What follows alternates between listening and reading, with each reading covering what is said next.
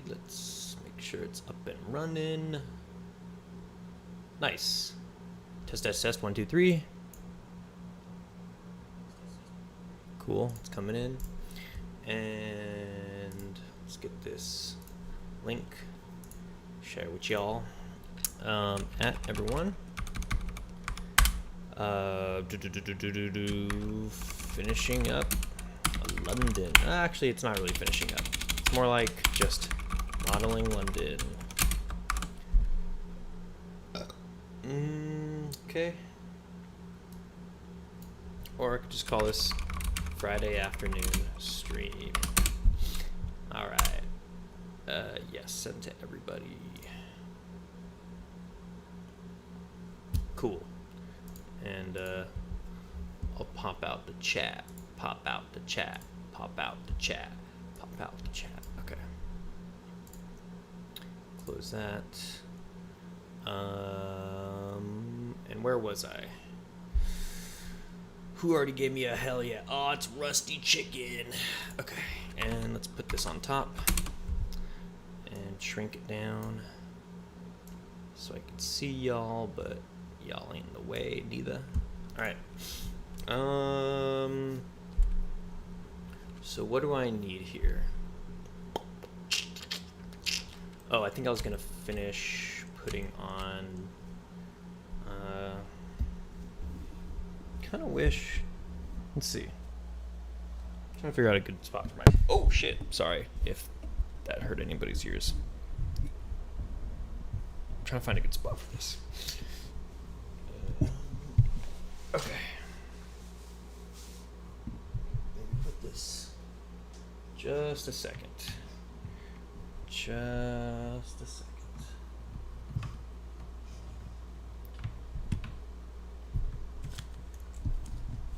Okay.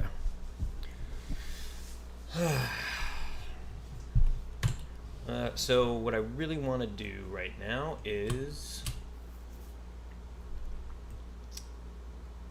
put all these textures as tileable, all these brick textures. So for example, I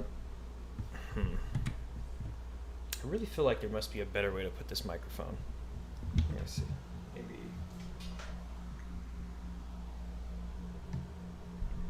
How about, this is kind of weird, but how about this? This is kind of a weird way to do it.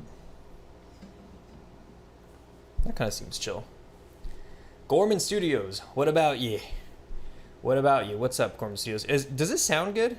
Because I have the mic in like a really weird position. It's like upside down and flat, but it's also now I can see my keyboard better. Am I coming in clear? Am I coming in nice? I mean, it ain't this, but I feel like this works all right. It might.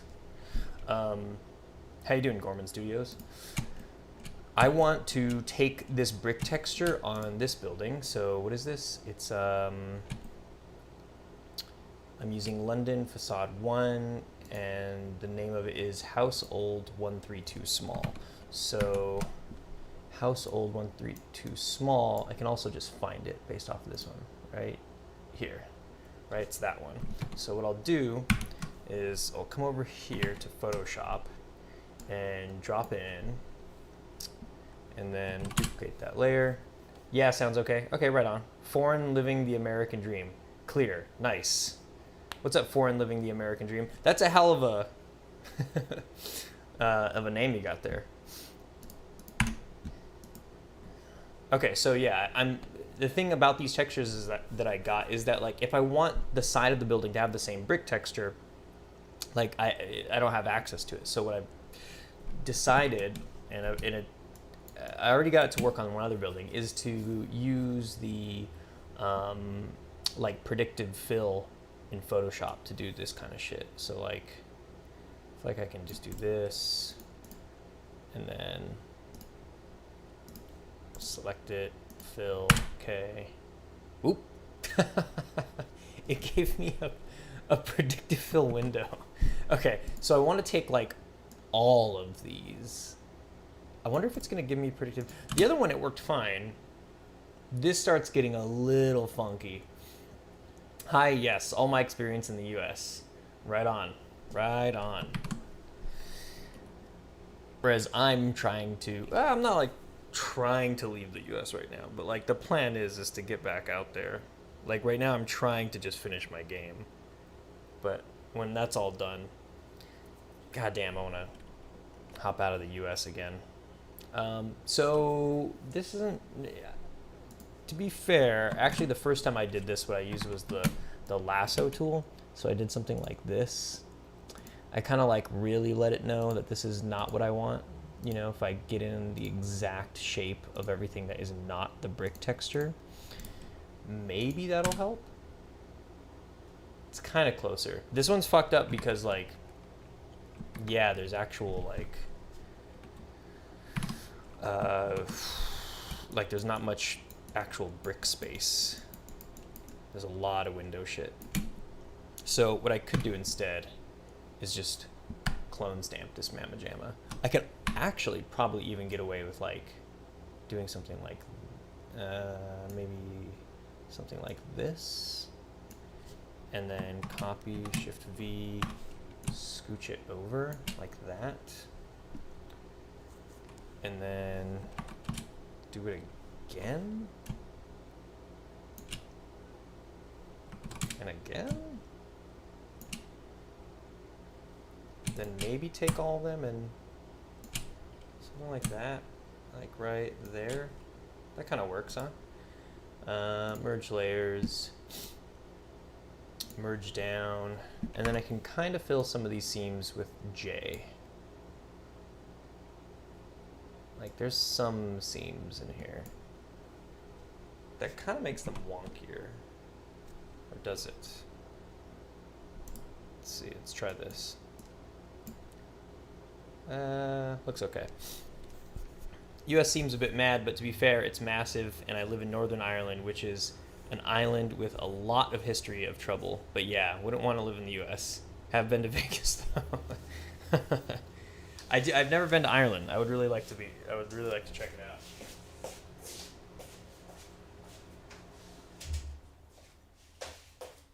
Sorry, I just had to turn off my air. Yeah, it's weird, man. Being back in the States, it doesn't feel like, in a lot of ways, like, yeah, I feel the lack of safety. Okay, so that one worked okay for this. I might be able to maybe try to see what predictive shit does with this now. It gives me another window. Well, I can at least put these over this. This is an okay fix. This is a decent fix.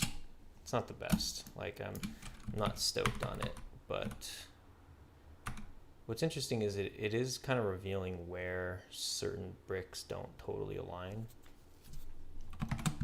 Wonder if this will help if I just kind of, oops.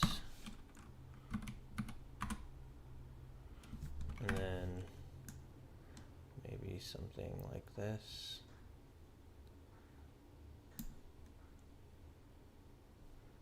Oh, it says such a, oh, you know what I'm doing? Fuck. I need to merge these down. And then that kind of works out a little bit better. Yeah, that's not bad. Could probably even go across here. That makes it a little wonky. And then I could take another chunk of this and put it like that. Let's see, try to find where it can. Let's see, maybe if I just cut it off like right here.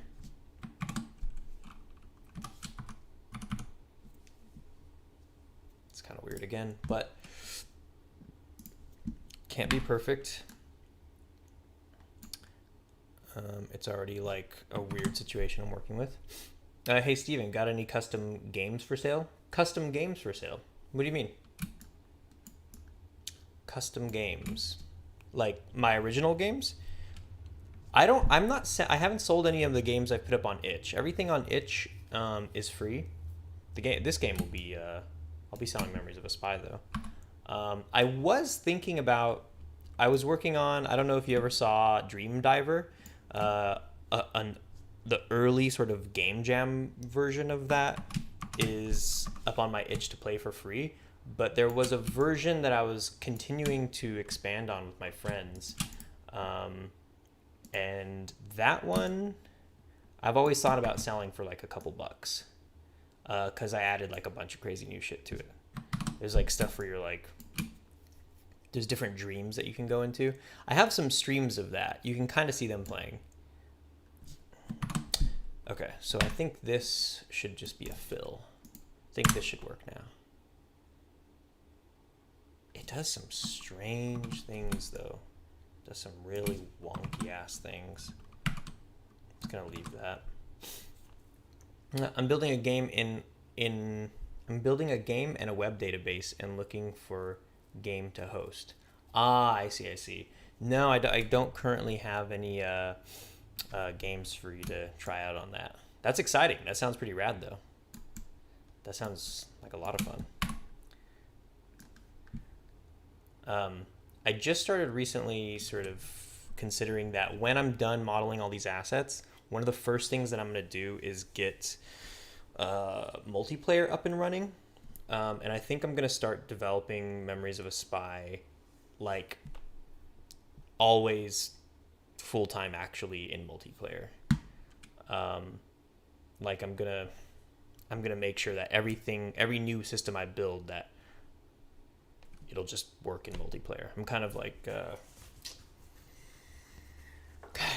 I'm kind of done worrying about whether or not it will be, and I'm just gonna actually go with it, which is gonna be a whole bunch of work. But you know, that's just, oh, look at this. This sucks. You could totally see this like dirty dirt wall pattern shit. You know what I gotta do? I gotta like take some more of like this, so boom, like that, and this one, oops, like that, kind of, maybe more like this. Okay, and merge layers. Cool. Yeah, it's something I kind of should have been doing a long time ago, because I don't know. I was always, oh yeah, like I'm not even gonna get into. Not gonna try to explain my thoughts. It was dumb. I should have just been doing it from the get-go. No terrible losses though, because I started to understand that like what would a single player version be like, and I think that's a really important thing to have discovered as well. So yeah.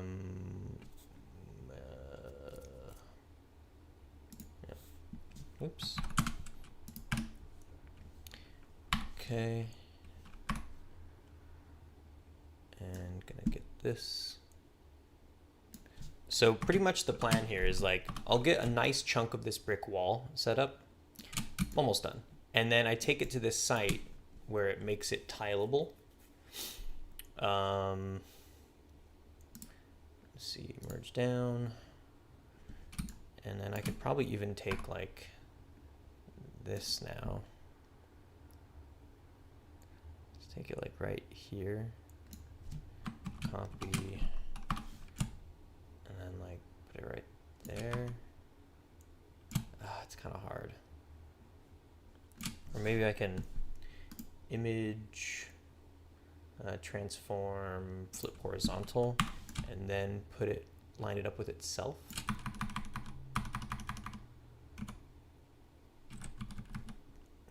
That might work. That kind of works. To be honest, that brick doesn't look too far off. I like the dirty patches. I remember buildings in Belfast looking like that. Kind of rough and old as fuck as Belfast. Belfast was kind of like London, only a lot more bombings. Laugh out loud. I like how you're saying like, it's rare that you ever get to put only a lot more bombings, LOL. Yeah, no, I do kind of, it's like, I'm okay with it, right? It's not too bad. I just wanted to maybe add a little bit more variation. Yeah, this is already shaping up. I just kind of wanted a little bit more spots in here. So, like, for example, I could probably now take this, maybe even both of these, and just fill. It gives me some weird... It's funny, I had a lot more luck on the last thing that I did. So I'm just going to take, like, a chunk out of here and scooch it up, and then merge down. Take a big this thing. That. Okay, yeah. So some of this is starting to shape up. Do like this. That looks okay too. And some of it gets a little wonky, but I feel like mostly what I'm trying to get here is like, just get rid of, yeah, honestly, I'll eat that. So then what I do is I'm not even gonna use all of it, right? So I come back over here to my main London textures thing, paste it in here, turn this off, scale it up so it's actually a square, and I'll pick out the chunk I like most. It's probably like right here. Maybe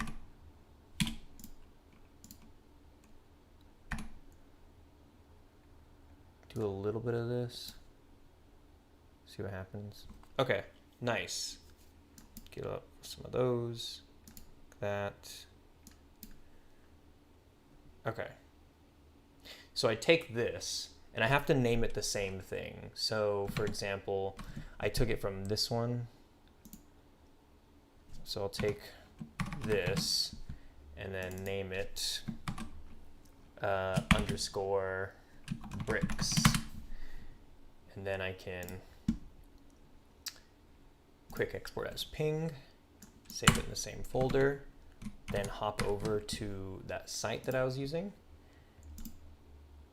And this image online make seamless texture, and then I could just choose the file, which was this one, and then I chose the one where it's for grass, save as a ping, and hit OK.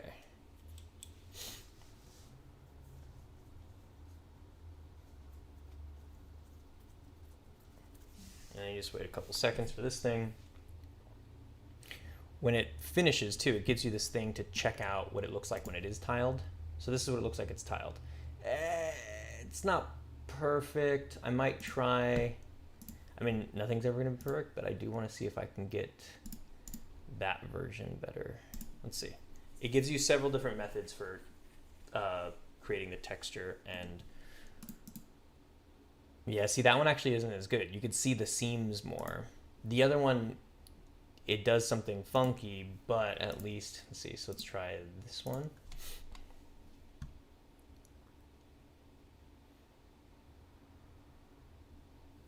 And, okay. See, I totally fuck with that. That's fine. There's some weird shit happening in there. But, so open the process texture. This is what it looks like. And then I could save the image as, and I'll just overwrite the one it comes from. So now in Blender, I can just let's see. This one's called London Facade 1.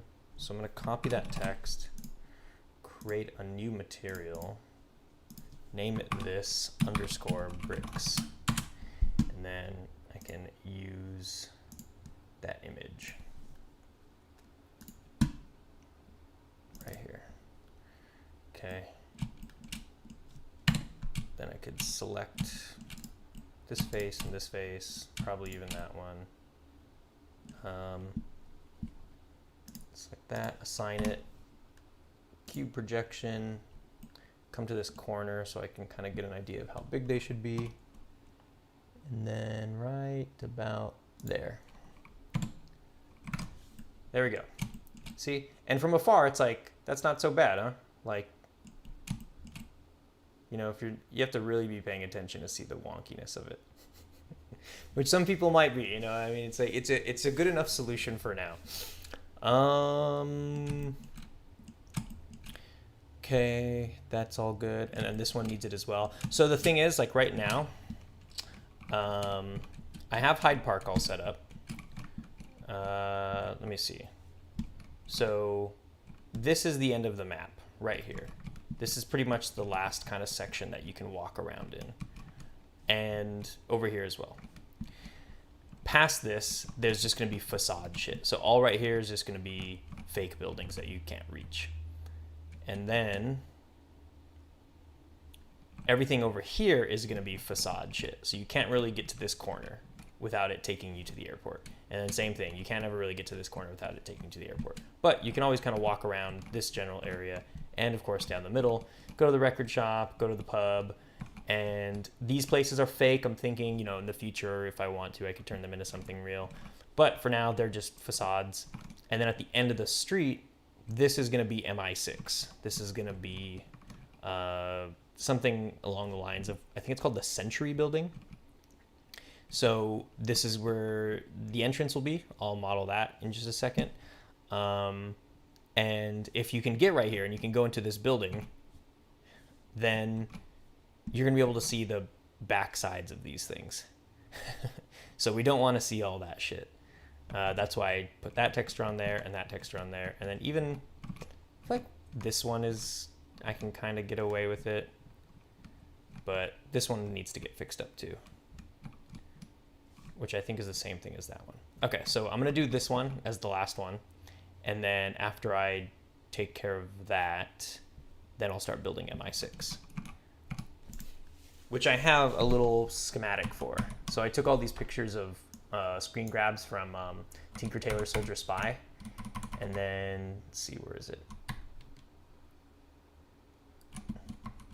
And then I have this. This is a thing that I drew, which is like a top-down view of MI6, the entrance for it at least. So this is like a city block. These are all little pylons that block the front. Here's a little stairwell and everything. And essentially what this is this. Where is it? Is it not in this folder? Yeah, here it is. It's this. So this picture right here, these stairs, all these pylons, and these ramps right here, that's what this is. These pylons, stairs, ramps, 3 doors.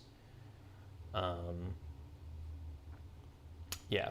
And then the inside I'm totally winging, but these are based off of, where is it? This. So somewhere in the circus, they have this little podium kiosk thing where this old man kind of lets people in and out, and they have like a turnstile here, and that's how you get in and out. Or that's like one of the parts, right? And that takes you to the front door, and there's a more elaborate entrance and shit. But in my game, it's like older 60s, which apparently, from what I've read, it had terrible security. And it was like you could just walk right in or something. So it's closer to that. All right. So let's do this last texture. And which one's this called? This one's called London Facade 3. And the texture is old. Building House Old 143 Medium. Building House Old 143 medium. And it looks like this. Yep. Okay. I'm gonna try to do this one faster because learned some lessons on that last one. All right. Of course, gonna first see if I can get away with fucking just murdering this. Nice. See, that one I got lucky on. That's fucking perfect. I mean, it's not perfect, but it's very, very good. Come on. Nice. See, this one's turning out okay. I would go as far to say that maybe I'll just take that. Yeah, let's just take that. Why not? Paste this in here. What the fuck?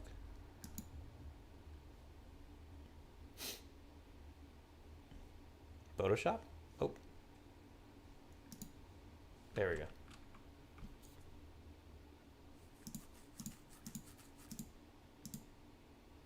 Weird.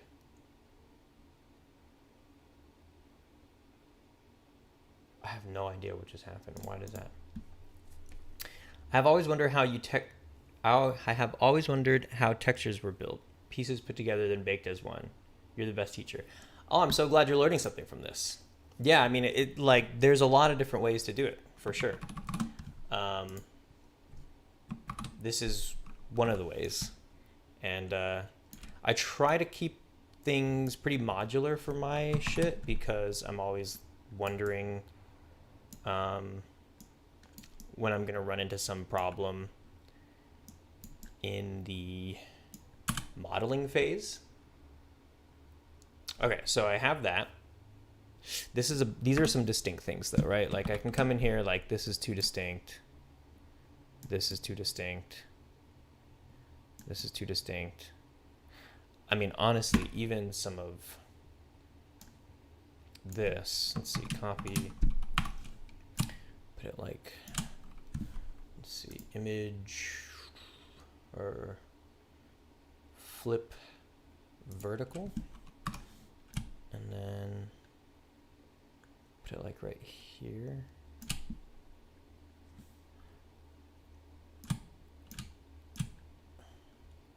Yeah, like that. And this, like that.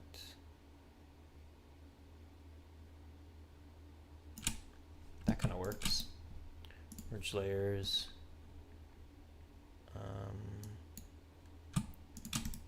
Merge layers.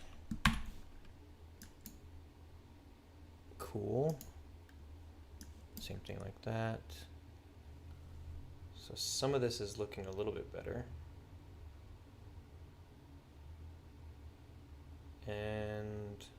But you see there's all the there's kind of too many lines. That is starting to bug me. So let's try this. Okay, not bad. And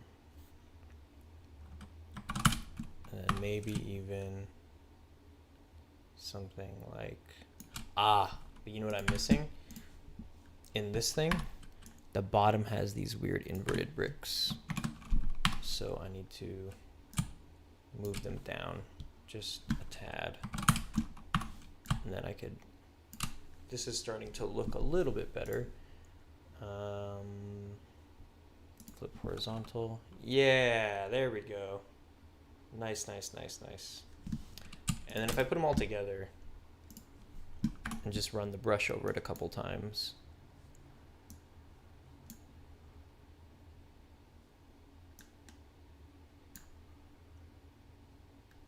this bright spot's killing me. Come on. Honestly, fuck it. This looks great.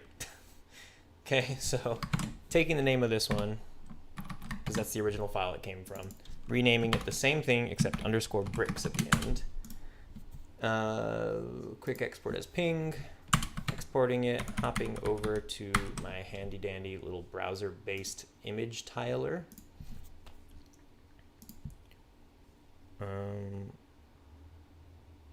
Was it this one?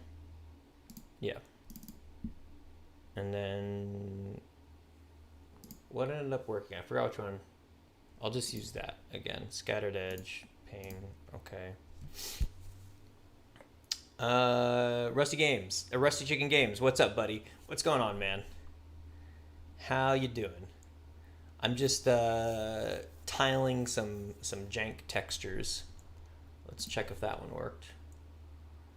I could see the seam too much. So I'm gonna choose smooth copy of all sides. Try that method. It's weird because like sometimes depending on the texture, like it changes, even if it's the same type. Like all these were brick wall textures, but for some reason, okay, see that one looks good. I'll take that. So I'll open the process texture. Great. Save image as this one, the medium. Yes. So now I could put that shit in here. It's called London Facade 3. I'll copy this text, create a new material, call it the same thing, except underscore bricks, then slap that image on it.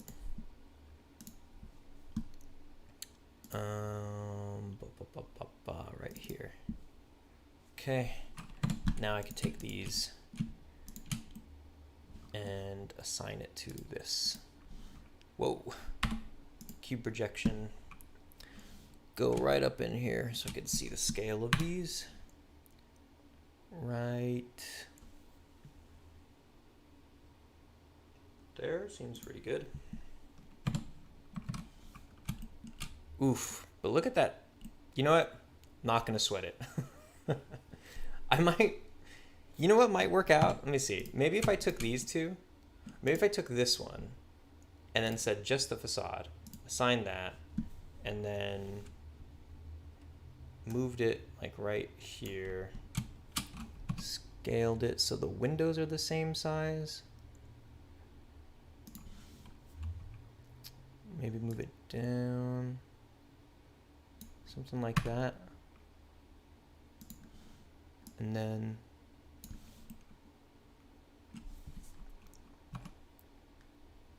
like this. That could work, right? And then that helps kind of offset some of the weird janky nature of it. Do the same thing for this one.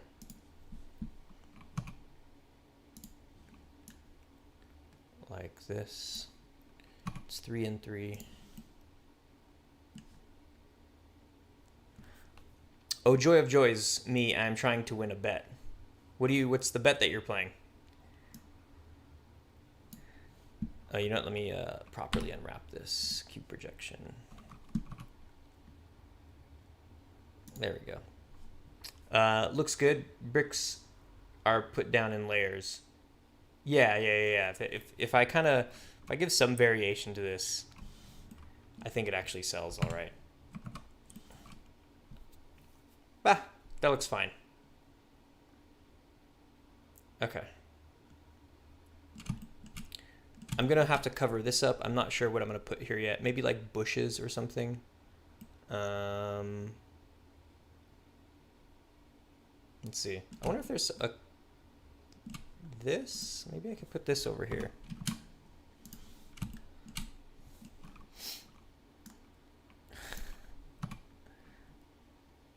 Like this.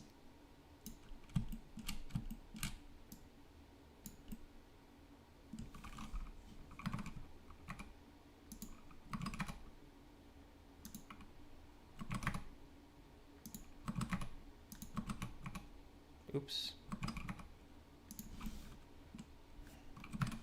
Cheap fix for now. All right, so I could see those. Okay, I'm satisfied. I think now I can actually get to work on MI6. Oh, please, I would love to finish MI6 today. That would be cool. So first things first, got to get rid of all of these boys. And now I just have this. And I'll put down a floor, I guess. So let's see. Oops. Mesh. Cube. Scooch it over. Maybe like this. And bring this down. Okay. And then scale it. Oh. Like this.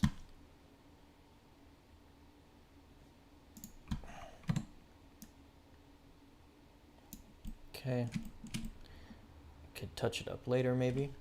I can't make an RPG in a week, lol. Not like 1,000-hour live draining thing, but like most functions like merchant's inventory and like 10 quests. Yeah, I mean, are you saying that you've already hit the week mark and did not do those things? You know, I don't want to take that challenge because I just... But there's that part of me that's getting cocky like, I could do some quests and merchant and stuff. You know, as long as I don't have to make the assets. Foreign Living the American Dream says, I have a question that came across my mind a few weeks ago. How to determine the size of a player and surroundings. I think there's an action based on, there's a series of actions, I believe, based on bounds. So look for actions that are like based on bounds. Maybe an ecosystem, or check forums. But bounds basically gives you the box that something exists in for its scale. That's one way of determining scale of things. Ben Stanley says, happy face with a slash. How's it going, Ben Stanley? Okay, so get this floor in. Okay, got the floor. Let's take a look at MI6 for a second. So it looks like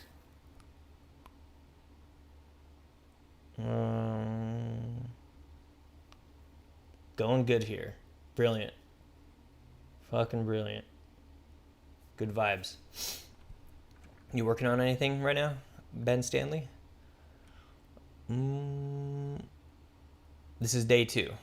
You're good, bro. I've seen some of those clips you put in the Discord. You got, I mean, I think it, well, yeah, if you're reusing stuff from other systems too, maybe. Okay, so I want to bring in stairs, that ramp, pylon's already built. I'm trying to think of what. I'll build the walls first. Okay, I'll build the walls first. So like, let's,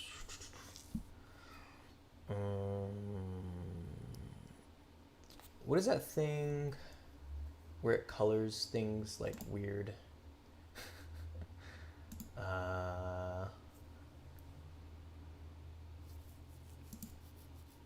Wireframe motion track. You know what? Let's get the wireframe of things, and that'll help.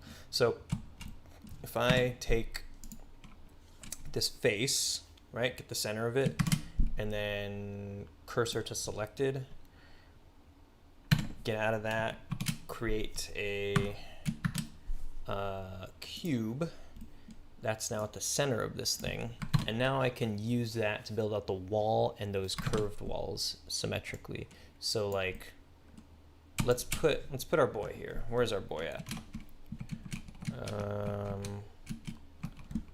Where'd you go? Where'd you go? There he is. Okay, and then selection to cursor. Can you do camera to cursor? Probably, but okay. Oh wait, duh, I should have just hit period. Currently trying to get Playmaker work with VR interaction framework. Right on, and failing at it. VR interaction framework, is there like one of those specific VR systems again? Working with Steam VR was so easy and such a blast. I haven't made anything for VR in a while, but I remember like within the first few days of playing with that, I was already like getting everything up and running. Chromatic aberration? What about chromatic aberration? Currently trying to get and failing at it. Huh? What about chromatic aberration? Oops. Okay. So we got our boy here, our little baby boy, and now let's see. Let's put him right here at the front. Take this, and it's like,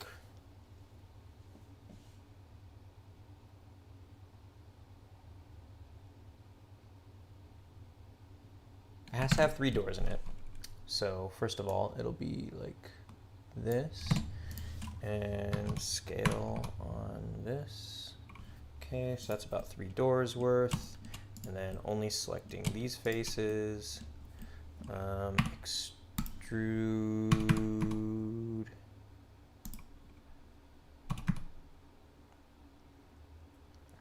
Like that.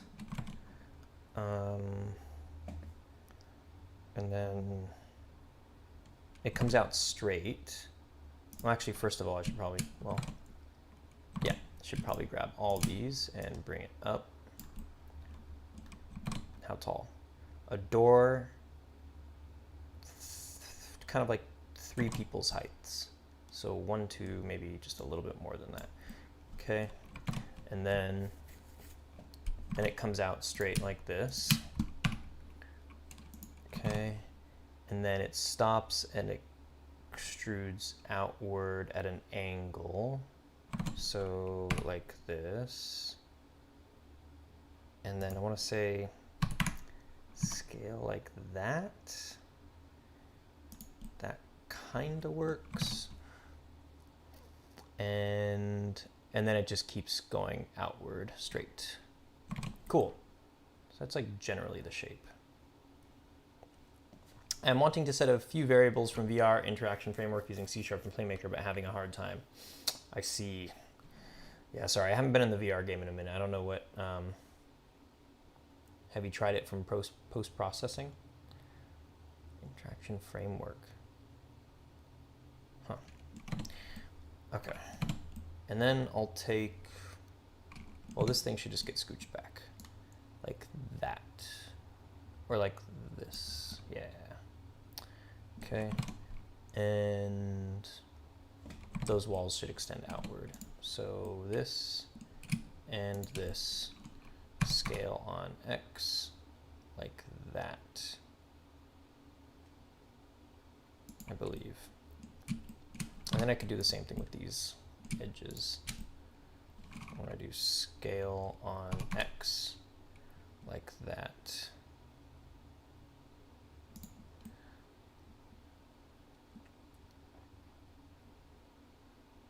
Okay.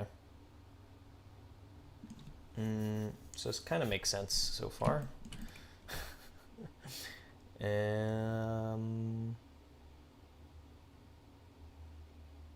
know what I think might help though is if I took these and then scaled on X like that, and then extrude, right click, scale on X like that.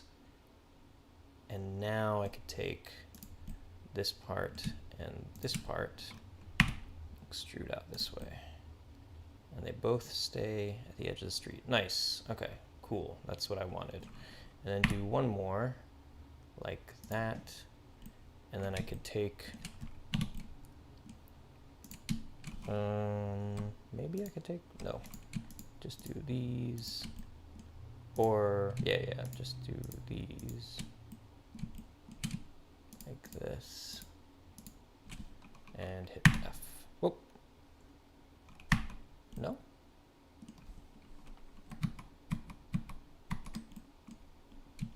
Maybe this to this first? Okay. I guess I have to do one at a time, maybe.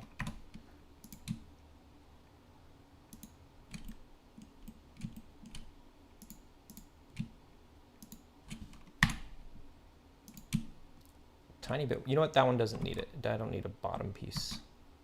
I just need this outside piece. Cool. All right. Here's the base of MI6. Let's see what else is needed. Then I need those stairs and ramps. So let's make the stairs first. I guess S, nope. Let's forget A, mesh, cube, scooch it back. Oh, wait. Take this. I'm gonna select this face. Cursor to selected. There we go. Now build a mesh. Cube. Bring it down. Trying to get, how big should these steps be?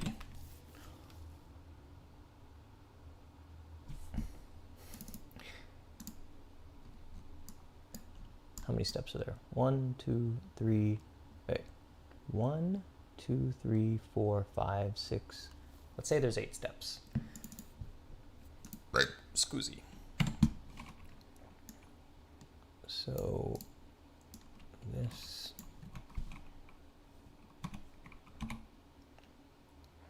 is 1 step.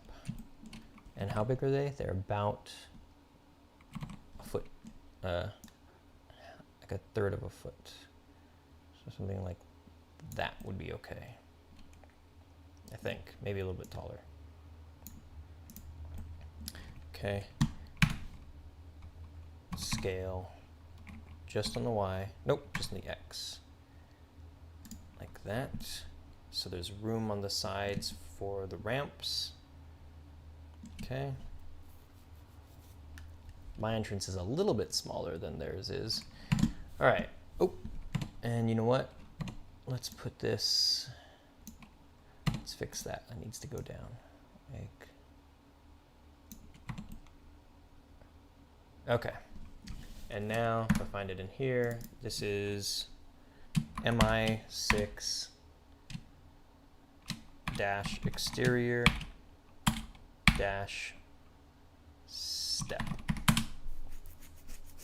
And then I can add a modifier, array, and this will be 0, this will be 1, nope, -1, this one is 1, and then count is 8 steps.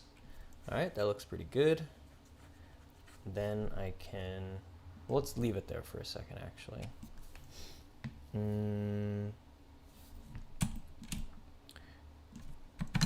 So when they do reach up there, it just goes straight inside.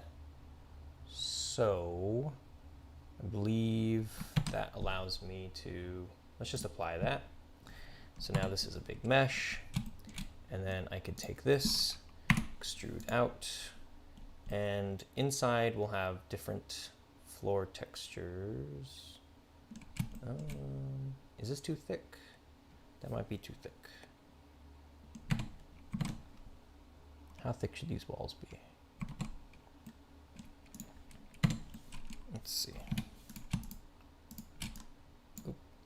Like this. Scooch it in. Cool. And then what?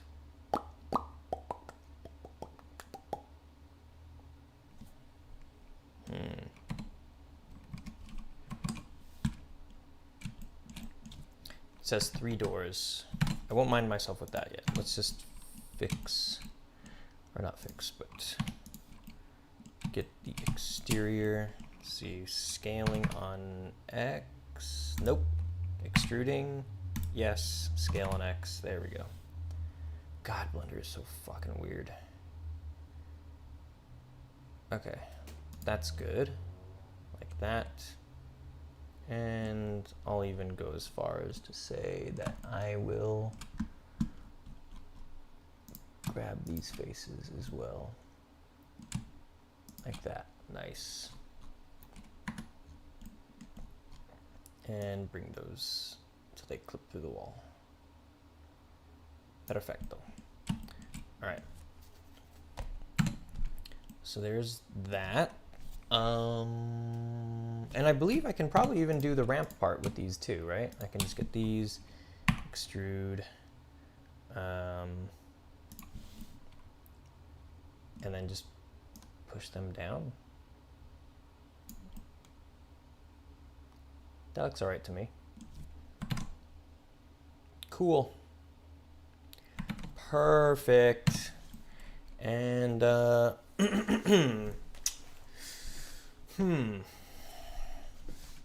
maybe, let's see, what do these look like? Okay.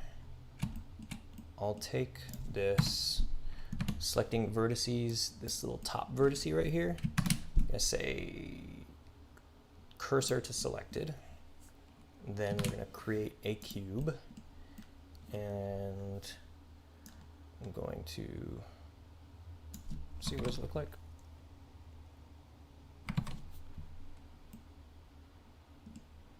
Let's put our guy at the top.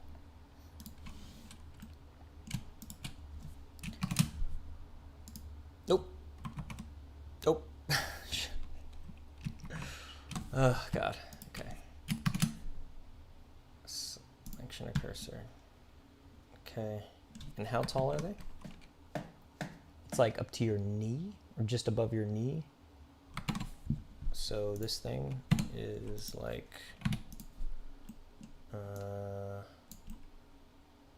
that, maybe a little bit shorter.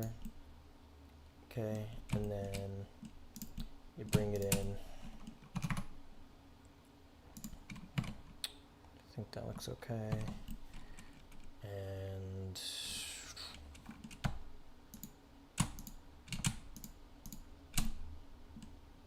so now I should be able to, actually this is probably just, yeah. Okay.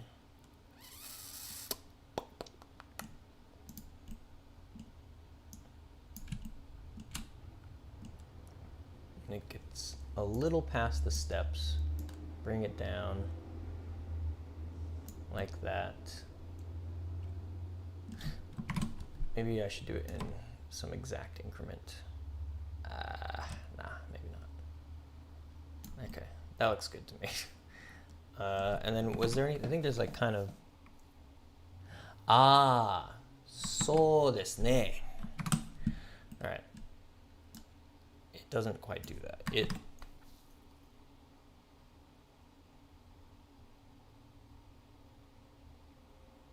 It goes forward, then has an angle.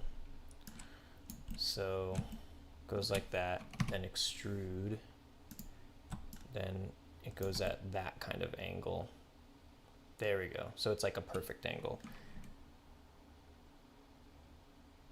And then, so maybe I should go like that. Nice.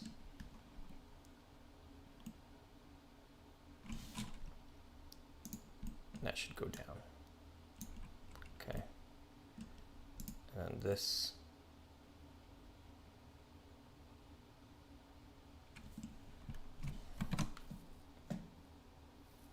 It comes out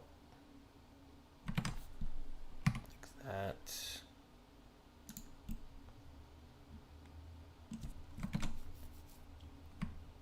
And then comes up.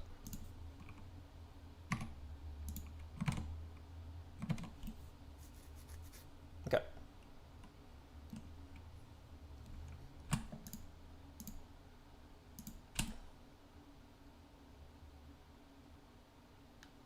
Is everything selected?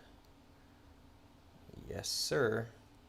So I could come over here just to save my ass later and add that to this selection. And I'll call this like, what do you even fucking call that? Like,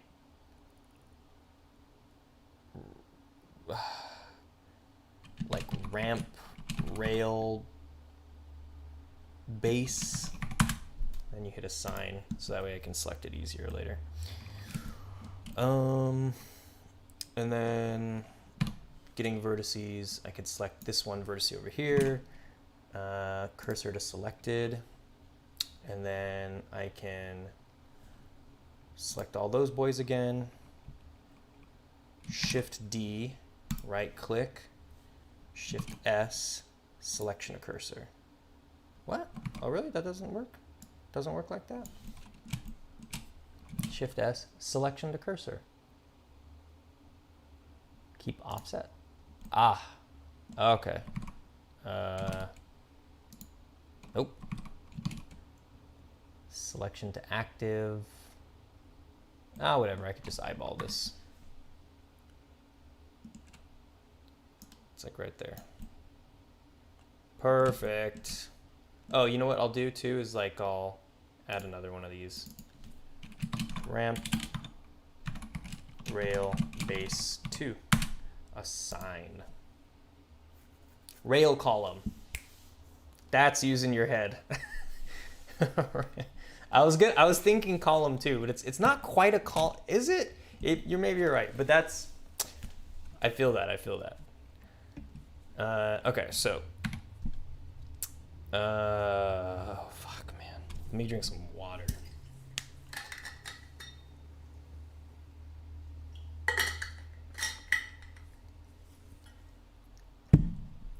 Holy shit.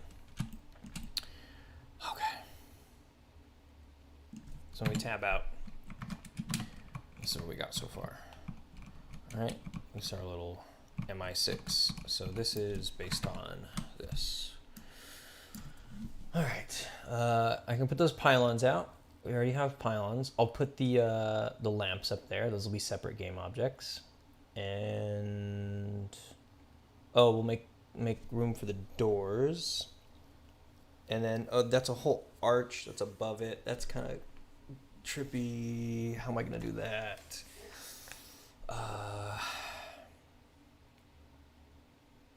The arch. It's gonna be strange. Oh no, wait. I think you could just bevel that. So I have an ongoing list of t-shirt ideas. And the one that comes to mind that I just thought of right now that I would love to have a t-shirt of would be, where's my t-shirts? Here we go. I'm going to call this one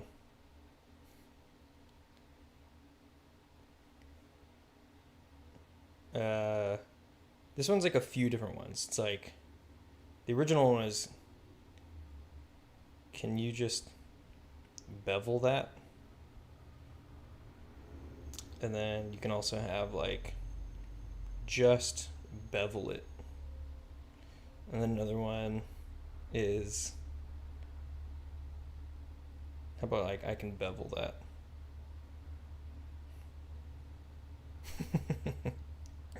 Oh, how about like a shirt that looks like it says "Can you believe it?" but it's like "Can you bevel it?"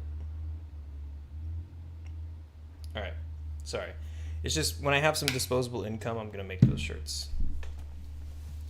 Tony Hamilton says, "Hey, what's up, Tony Hamilton? How's it going? Just in time to see if, oh, that'd be a good if I can hit a button and then play a sound that says, can he bevel that?" Because I want to see if I could create an arch by just taking, see if I make a fucking, yeah, let's make a face right here. And then Shift H, Control, whoa. Control R? Control R? What the fuck?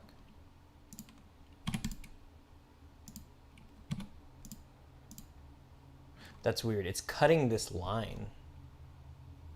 Let me see. Let's go back to before that happened.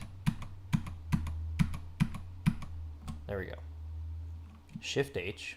How's it going, Tony Hamilton? What are you up to today?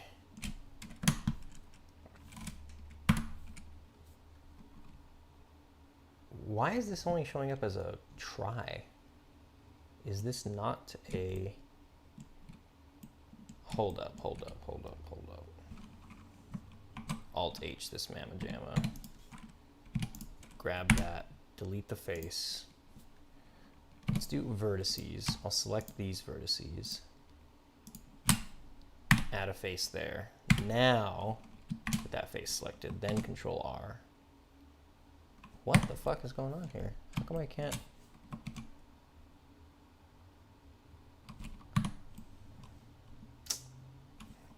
Fucking Blender, man. Like this goddamn thing. Why can I not? Where is it? Loop cut. Why can't I loop cut this?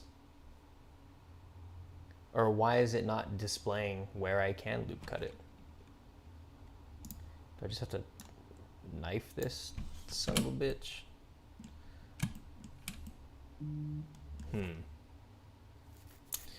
Very unfortunate. Just getting through the day while working overtime. Ooh, boof. Hang in there, man.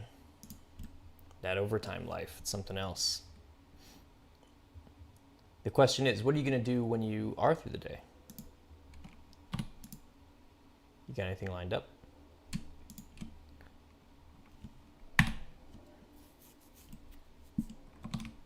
Ah, I can bevel this. Oh, okay, thank God. There we go. and it's not cutting anything else. Good. So now I could take this line and move it up like that. All right, everybody, let's put money in on this. Can I bevel this to make it look like that? You'd think you could, right?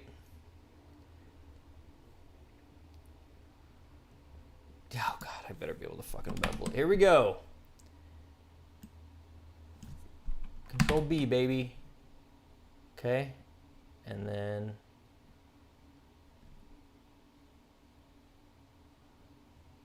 like that. How does one make a perfect arch bevel? Okay, let's run an experiment really quick. I'll put it like right here. Cursor is selected. Then we're gonna create a cube. And I wonder if you need 2 edges to make a perfect. So like if I delete this face, delete that face, delete that face. I wonder if this is what it takes to make an arch bevel.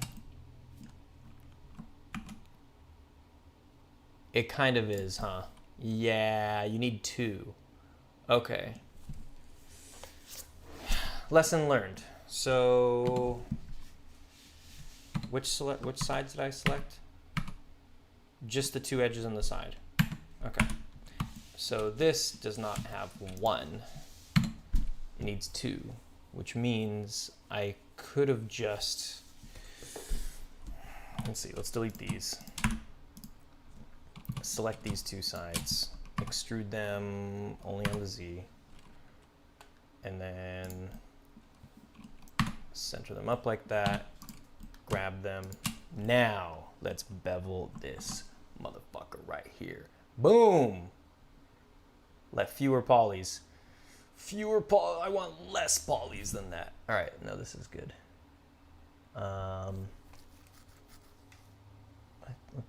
maybe like that. Yeah. I dig it.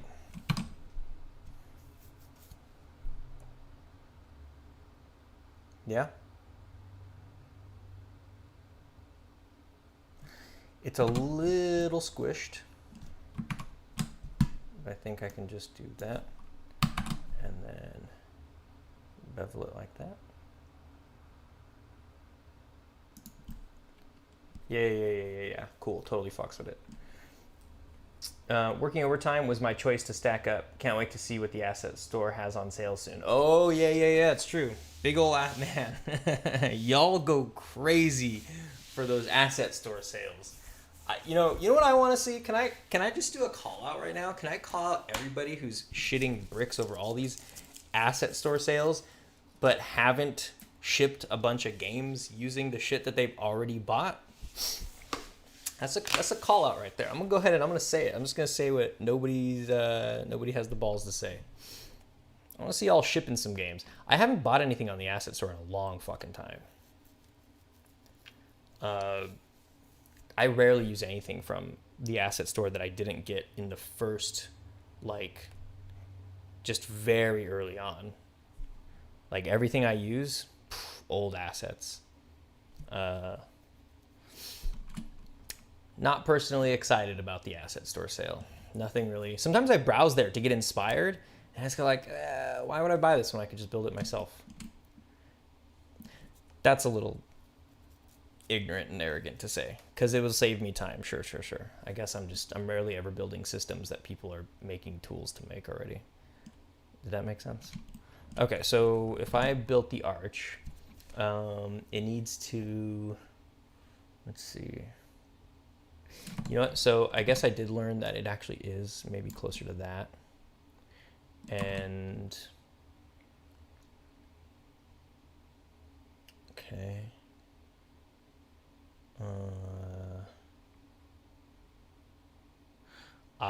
Shucks. You know, it would have been nice if I could have got that this different shape in there. That's no big deal, I guess. I kind of missed out on this. There's a little opportunity to put, oh, actually, no, I could still do it like this. If I grab these faces, and then even this one, and then face, solidify faces, and then I bring it out like, this motherfucker, hold on.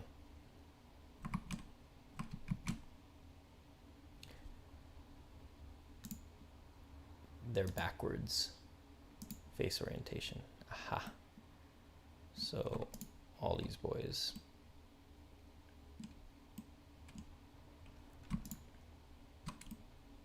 All those, Alt N, flip. There we go. Then I grab these, and then face, solidify faces. It's kind of lame it's only letting me do this, but I'll flip it, whatever. Fuck it, you know. Cool. Like that.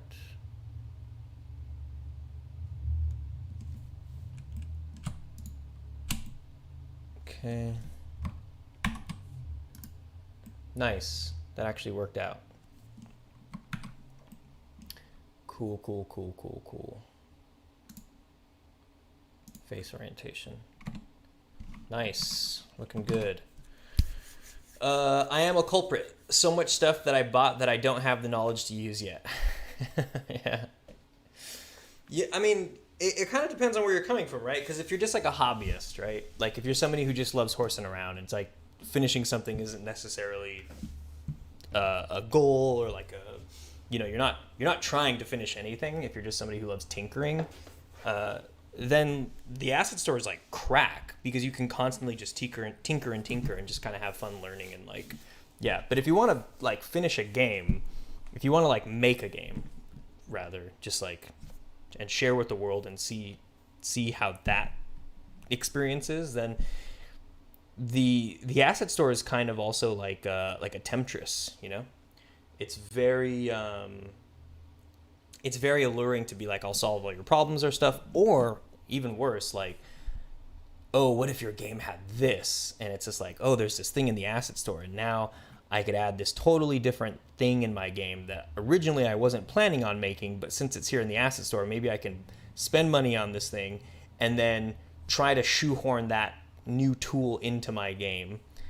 Whereas if you weren't on the asset store, maybe your game wouldn't have even had that thing, and that's like possibly for the better, you know? Does that make sense? It's like it's a double-edged sword for sure. I found that the most use I've ever gotten out of the asset store has been when I had a specific game in mind or a specific problem, and I went to the asset store specifically in search for a thing to solve my problem. And so many of those things that I wanted my problems to be solved with were so early on that like I basically never returned there anymore. Like I don't want to curse it, like knock on fake wood. I don't think this desk is really wood, but knock on wood, because man, I've just had like supreme luck that all the ideas for games I come up with, however weird and wacky they get, it's like the assets I already have always supported it, like have always been like pretty much all I needed. Trying to think if there's any other. The last one I was in search for but didn't quite scratch my itch was like a procedurally generated dungeon asset. I was like, maybe I'm kind of on board for that, but then I made my own with Playmaker. And it wasn't as advanced, but I figured like, okay, if I can get the basics done with it, then yeah. But it's been a while since I've actually got something from the asset store that I was like, oh shit, like I need this. Okay, got this set up. So that extrudes outward now. So that means I can put, let's get,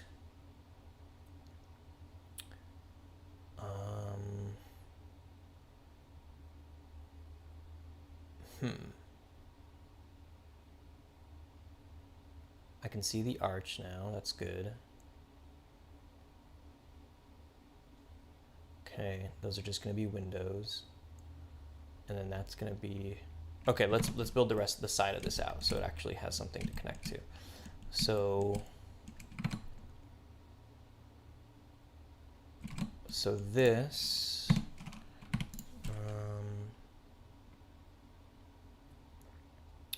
what's interesting about this is that... I wonder if I can do... yeah, that's too bad.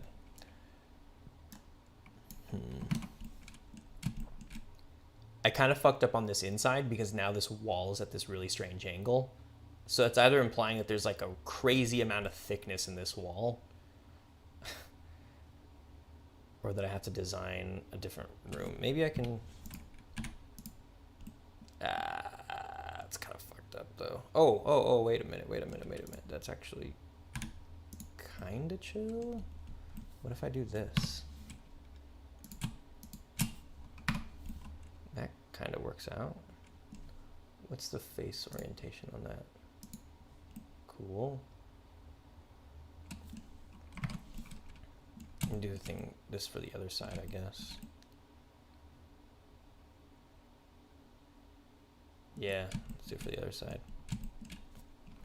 3 face, 2 F. Okay. That's another problem.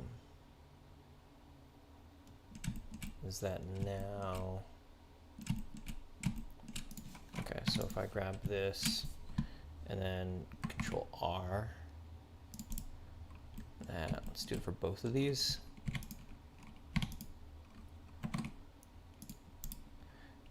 And grab this, scooch them both over to like right here. I get you 100%. I'm sort of new to game development and had a habit of buying miscellaneous assets. Yeah. I hear you. That is a common thing I hear with a lot of friends. I think if I take all these points, what is it? If I like right click on them and then,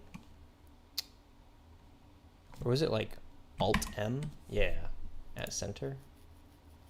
So now I think if I grab just that, no, oh, there wasn't even a fucking point there.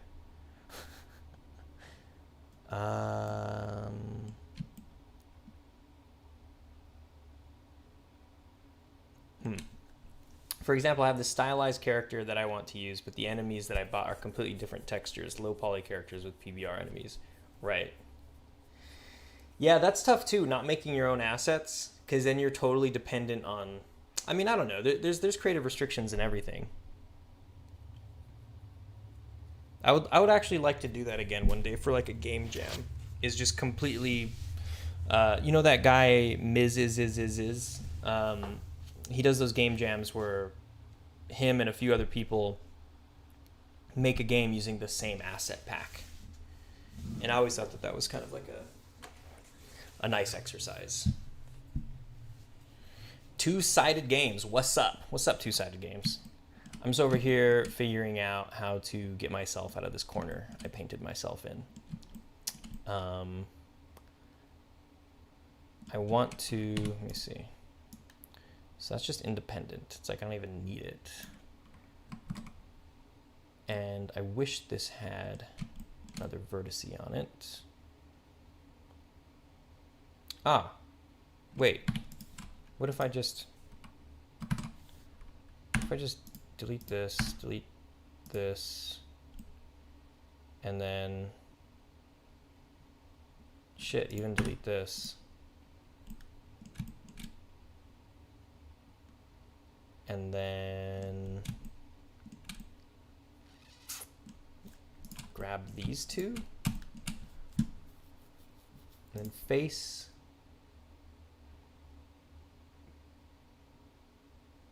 Solidify faces. and then bring it out this way. Nice. Yeah, that works okay.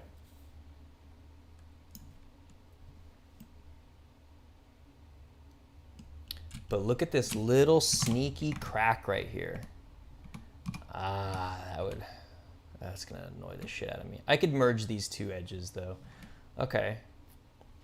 What's up? It's Fuse. Okay. Is that also how you say it? I always want to say Fuse. FXZE. Just joined a game company called Two Sided Games. I'm making a voxel-based game right now. Right on. Sorry, I'm laughing because, man, every time you come in, you're working on a new game. Where are all these games? Yeah, that sounds pretty fun. Did you take part in the Lego event? I did not. I have not taken part in the Lego event. I am pretty dead set on not touching fucking anything until I'm done with this shit. Like, I really just want to be that outlier, like the guy who kept working on his game, you know?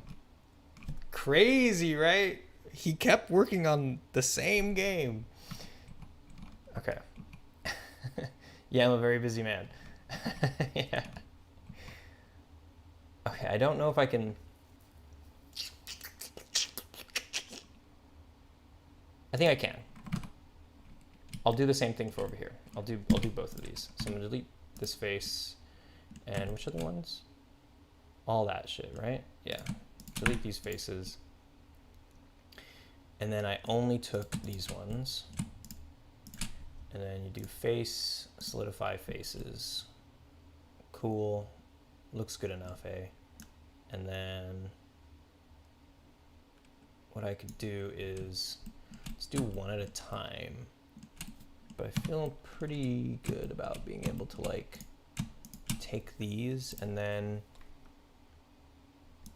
so take this edge and this edge, Alt M by distance. No. Or what if I selected one, cursor to selected, select the other one, Alt M at cursor? No, God no. Alt M collapse? Nope. I don't know if I'm doing the right thing anymore. At center? Nope. Make a new game I make a new game every 2 to 3 games. I have like 65 gigabytes of unfinished Unity projects. Holy shit. Dedication and consistency is the best thing anyone can have. Yeah. I wanna believe you, Tony Hamilton.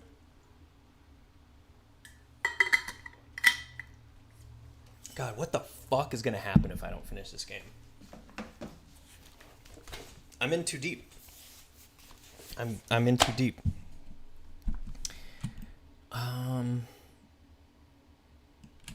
How do you... Okay, we're just gonna ask the internet. You know what you do when you got questions, you Blender, oops, caps lock is on. Merge edges. Because I feel like this, whatever I'm doing is not the right way, because it just keeps getting fucking destroyed. Okay, alternatively, the M key.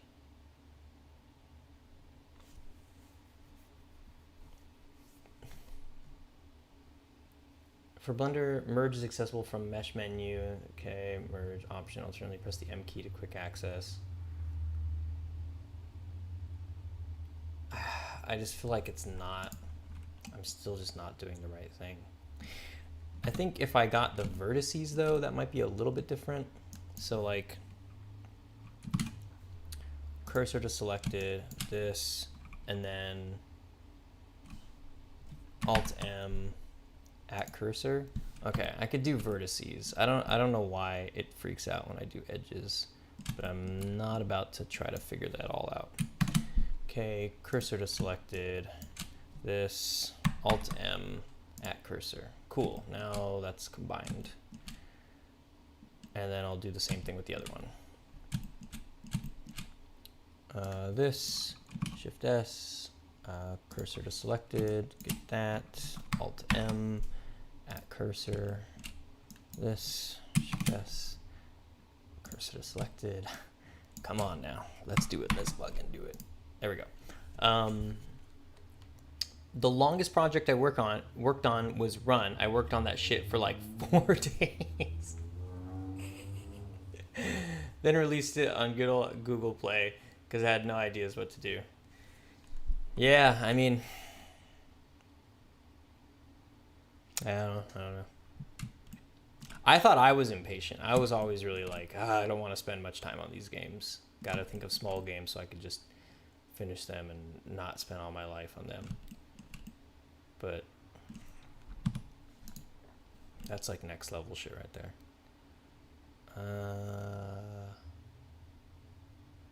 Perhaps it is this face that should be scaled in. So like that. Something like this. Yeah, it looks cool. Okay. And then I could take like this edge and this edge, fill them up. And I'll flip that normal, fill them up. Take this and this, Alt and flip. Cool. Looking real smooth. Looking real fucking nice. And then what I need to do is raise the roof like this. I want to say like this. It's like a day and night cycle. I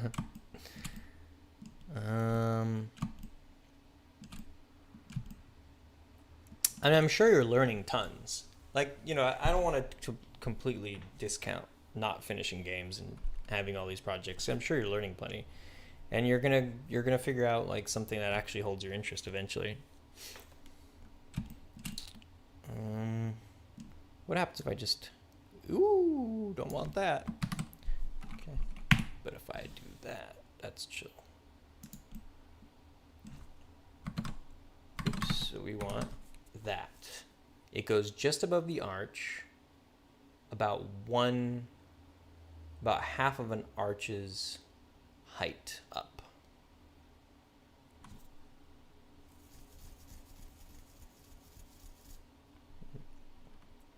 I'm learning loads. I bet. True dat. Okay.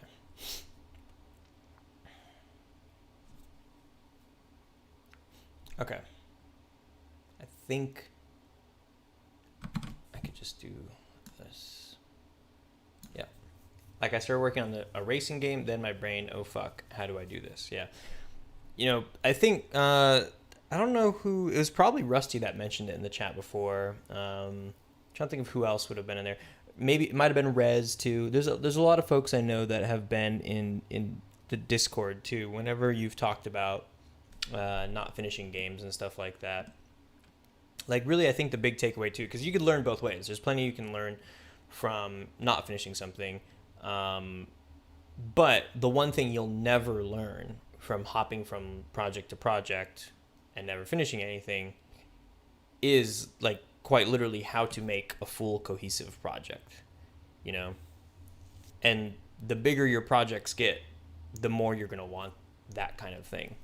Or else you're always going to be stuck in this little world of like sort of not being able to manage even the most modest of scoped projects, because there's just a very different way of doing things. There's a really, really different way that you have to handle systems, like the larger they get. Like the way I'm building Memories of a Spy, I have to always keep in mind how to make it scalable.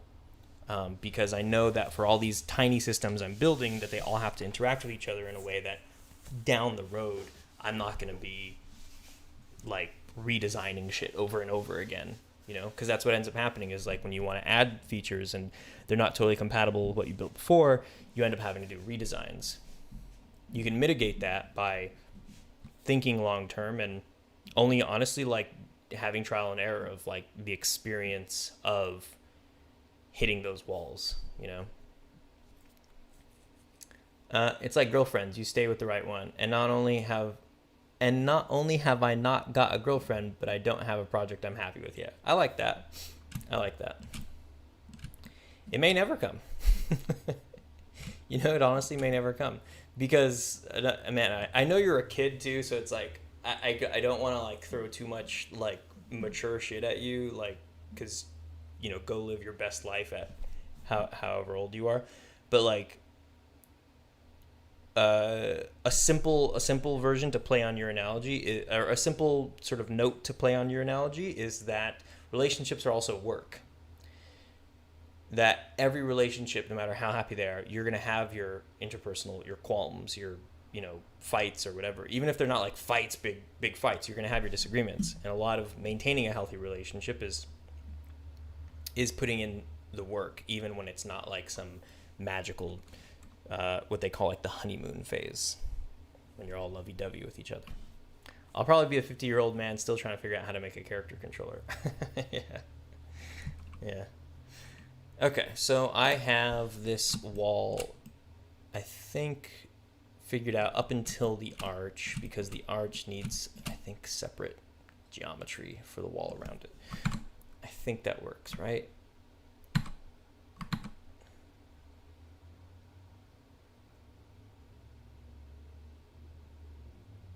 I think that's chill. What I'll do is get this.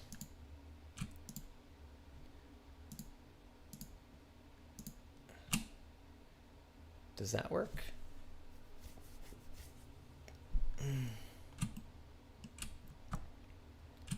This and this. Can I fill that up? Nice. Okay. And then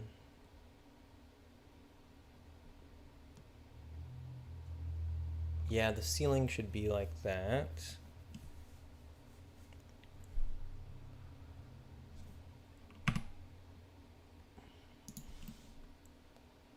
Okay.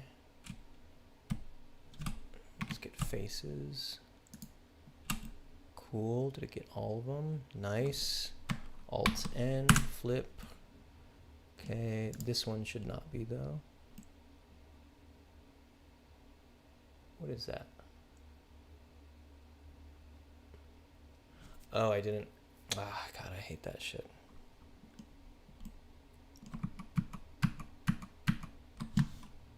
Face. Solidify faces. There we go. Okay. And then let's take a look at this.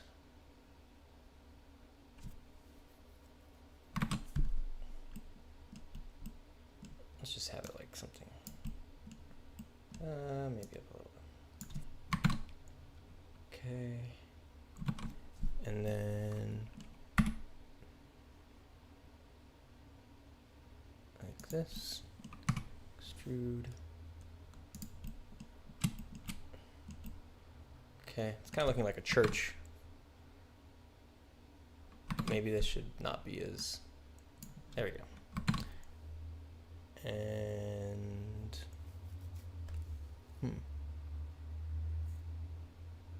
That's kind of facade anyhow, because I think MI6 is going to be underground.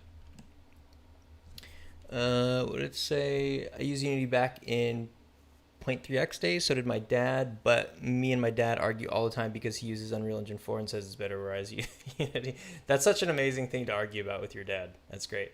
I made my son a game for mobile, but it feels it needs work. But it needs work. It's a simple game where others can... Wait, hold on, sorry. I hope I'm not becoming dyslexic. Here we go. It's a simple game where other cars chase him, but the problem I'm having is getting a way to stop the cars from falling through the ground. Huh. Do you use layers? I know that's a very simple, totally duh thing, but yeah, you maybe you're maybe those cars need to be on different layers or interacting like a lot of the times when shit's falling through the ground and your colliders look like they're mostly in order, it's probably because of your collision matrix, right? Like the order of layers that your physics interacts with. Okay. So lastly, I just want to put some wall around this arch. Also, this arch has this weird thing where it's like inside but outside too. There's like a courtyard. So I think actually, interesting. So actually in here,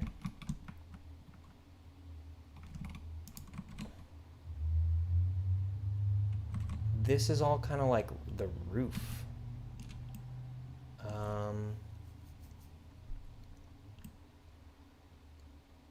So I feel like I can kind of like get these.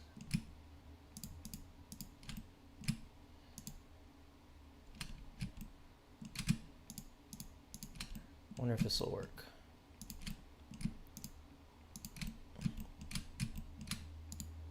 Oh, shit.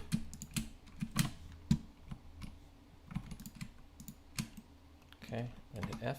Nice. So far, so good. Take it and then flip it. And then face, solidify faces. Something like that. Cool. And then I don't know what happened in here, but take this, Alt and flip it. Cool. Don't make no difference. Frank motherfucking goddamn Reynolds says, how's it coming along? It's coming along nicely. I'll show you the exterior of this in just a second. How's it going? How are you doing? Two-Sided Game says, I had that issue and wheel colliders fixed it. Okay, so I just got this inside fixed. And yep, okay, and I'll just have to make the doorway for that. And I think that's mostly looking pretty solved. There's this stupid little, I could cover that with some bullshit. You know, I could probably even just do this. Take that, extrude it out on the x-axis. Is that too janky? Is that too janky of a workaround? I don't know. I'm just gonna fucking run with it though. I'm just gonna run with it. Oof. You know what, that is a little, God. Yeah, I'll do it. Do it. Take it. Flip it. Take this. Extrude on the z-axis. Boom. Bada bing, bada boom. Okay. Good enough. All right. So that's what we're looking like. And that's all inside. Oh, right. So I need to create the face on this outer part. I think I might be able to get away with working on modeling a Douglas C-47 for a scene I'm making as a tribute to my grandfather. What's a Douglas C-47?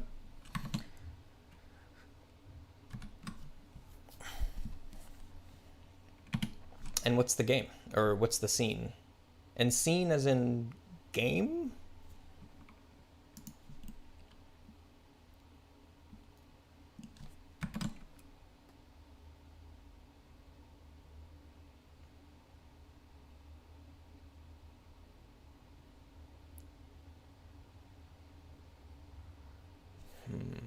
Not quite sure how I should do this. And this is fucked up. I'm in year 7, which means I am 10 plus 2 years old, and this girl the same age as me is pregnant. Oh man, that's terrible. Yeah, I had that. In grade school, you hear about you hear about just kids way too young getting pregnant. It was used as transport for paratroopers during World War II. Oh, that's fucking rad. That sounds super rad. I want to see that shit. Frank, you're always hyping me up on the shit you're building, and I never get to see any of it. The scene is Battle of Brest, which is where he fought and was wounded. Damn, made it out alive, though. That's rad. Sounds exciting. As a project to work on, not necessarily war. Shit. This is kind of a difficult one. I hate... Let's see. Maybe I could select this part of the arch. Extrude, right click, scale. Like that. Shift Z, Shift X, Shift Y. Okay. That don't seem right. Oh. Okay.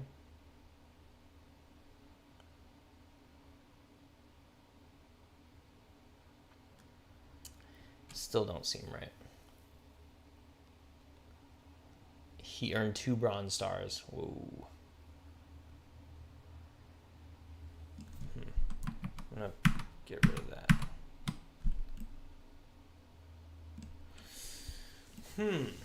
I'm a little at odds with how I should put this wall in here. So what is the what's the format, or what's the your perspective in the game? And I keep automatically assuming we're talking about a game, right? You're talking about the scene, or are you just doing an animation thing, or what do you do?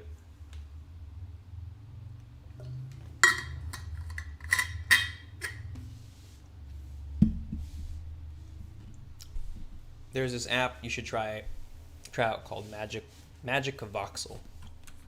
I might check it out if I ever do voxel shit.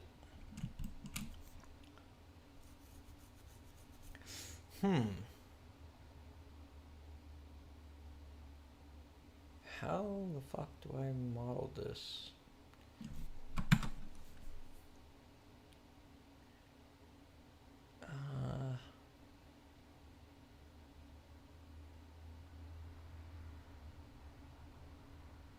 I basically only need to put a wall right there because the rest of it's taken care of for me.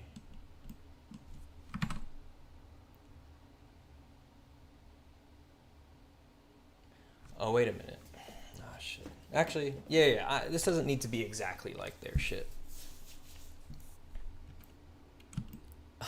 But that does kind of defeat the purpose of that center part. How many layers are there in here? Let me try something. This is going to be kind of kooky.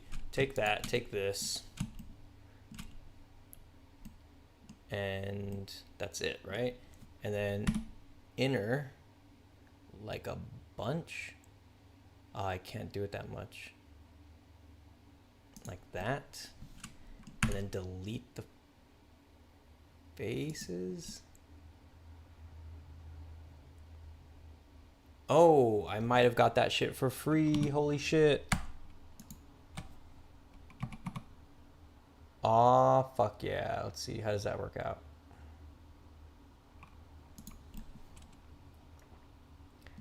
Ah, so close.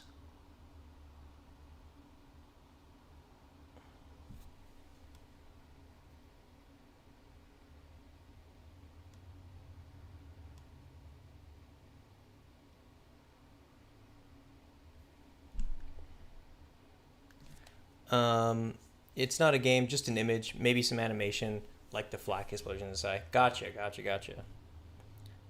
That sounds cool. Are you gonna like print it out for him, or are you gonna get it like printed on something? Or are you even gonna give it to him? Because you said wounded. Does that mean he's still around? I didn't want to assume.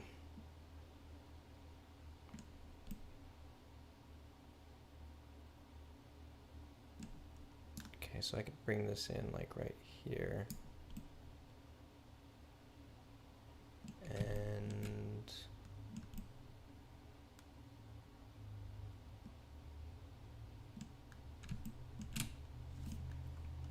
scale on the z-axis. Y. Okay. This is a hard one. This is really fucking difficult.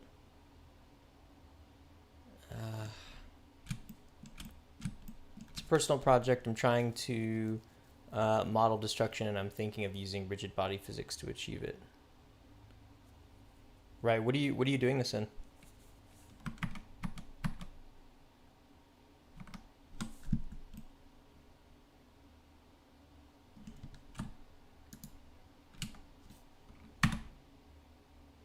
Oops.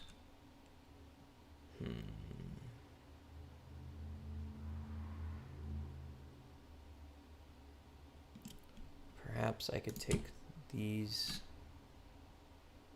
edges and scooch them in.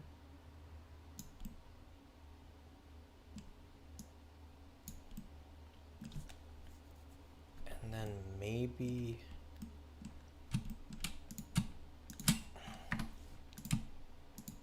actually let's do these first.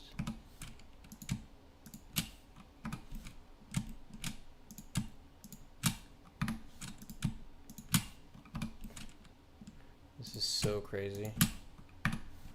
Is this gonna work? Fingers crossed. That'd be so rad if this worked. Come on. Come on. Has a bit of a Slavic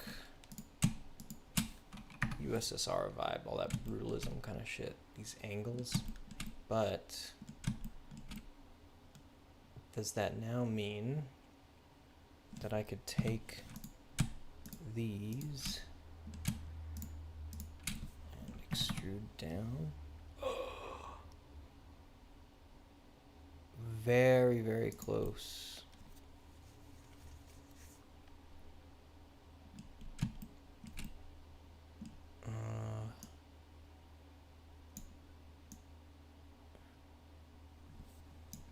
Nope.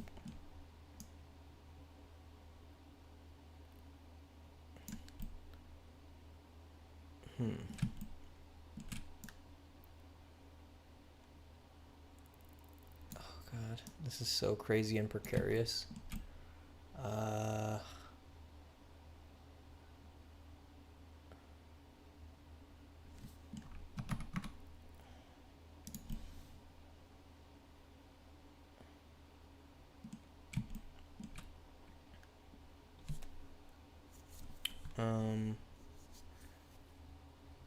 He passed years back. I'm using Blender and Quixel. Quixel is an alternative for a Substance Painter if you don't want to deal with Adobe because fuck them. I didn't realize Substance Painter was Adobe. I don't use any of that stuff. I think I've heard of Quixel though. Sorry about your grandpappy, but that does sound like a cool project to do in his honor. I tried out the wheel colliders, but it's still falling through. I use box collider for the cars, if that helps. Thanks for helping, by the way, guys. Hey, Steven, what got you started in game development? First of all, Tony, what you should do is why don't you put in some screenshots of what your problem is? Kind of like show some screenshots of your components and the settings that you have in the Unity help section, the Unity help channel in the Discord. Somebody might be able to help you out in there. And maybe I could take a look later on too. And what got me started in game development?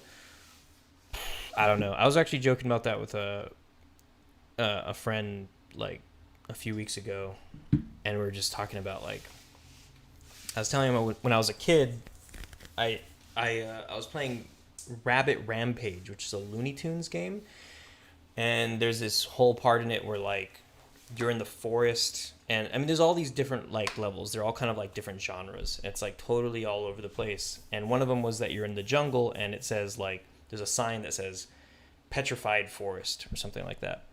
And I used to love that when I was a kid, to the point where I got my family to like give me all their potted plants and to go get more plants. And I remember being like, oh, I want to go to Home Depot, which is like a hardware store that sells like plants and stuff. And being like, oh, I want to like get all these plants. And then I got as many as I could, and I filled up my backyard with them in a sort of like, in a way so that like you were always between plants, almost kind of like a maze of them. And then I got those little tents that you build with the vinyl wrapping and like plastic tubes. They're usually like a Batman tent or like, some, franchise printed on it.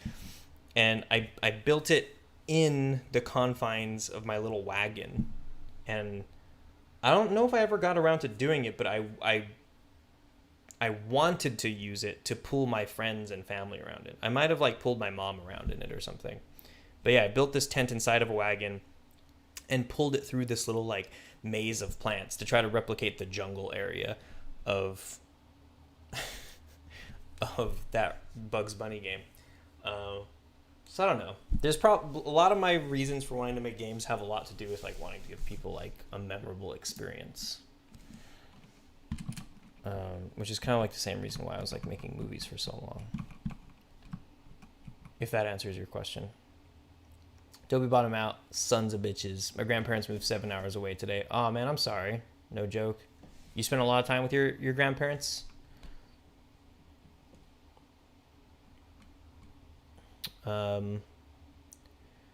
Was it like, did you guys kind of have like a thing that meet up on the weekends or go see, did you see them every day or something like that?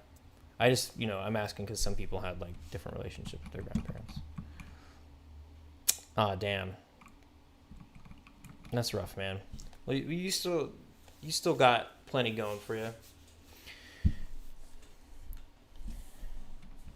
Doesn't make it any better, but just get some FaceTime in on your, or I don't know if you have iOS or Android, but whatever, make video calls. Give them calls. I know how it goes. Okay. Oh man, I'm very it's been right in front of me this whole time. How come none of you fucking said anything? I can't depend on any of you. How come none of you said a damn thing? Does that work? Ah, that's why you didn't say anything, huh? Because it doesn't work that well. This is difficult because, oh god. Ah yes, Chinese food at the motherfucking door, y'all. Yeah. Shit, I want some of that. Sorry to hear two-sided. I moved 6 hours away from my family for my wife a few years back. My granddad worked on Windows XP. Yeah. My grandmother just passed away this last year, and one of the last things I remember about like her involvement with stuff, I bought her like an iPad. She kind of used her phone. All her thumbnails were really big, and like I remember installing CS 1.6 on her E-machine, which is like a pre-built computer, just way back. And she had that computer for years. And I remember even a few years ago going to her place and that thing was still there. Still running Windows XP. Thanks, Steven. I'm going to do a recording as well. Thanks for that. Cool. Yeah, it sounds good. Video helps more a lot of the time. So I see him as a king. Yeah, nice. Yeah. Windows XP king. I agree.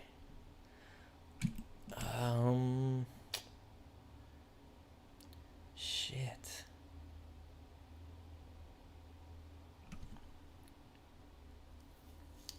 What do I do? There's two problems here. One is that, let's see.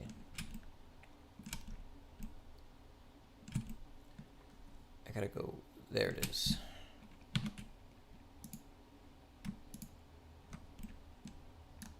Okay. I think these just gotta go.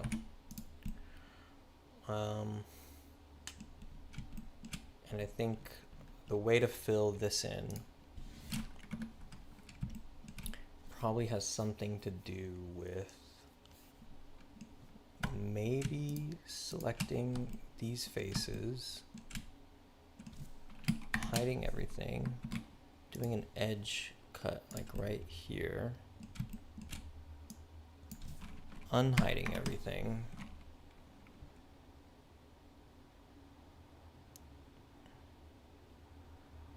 then selecting,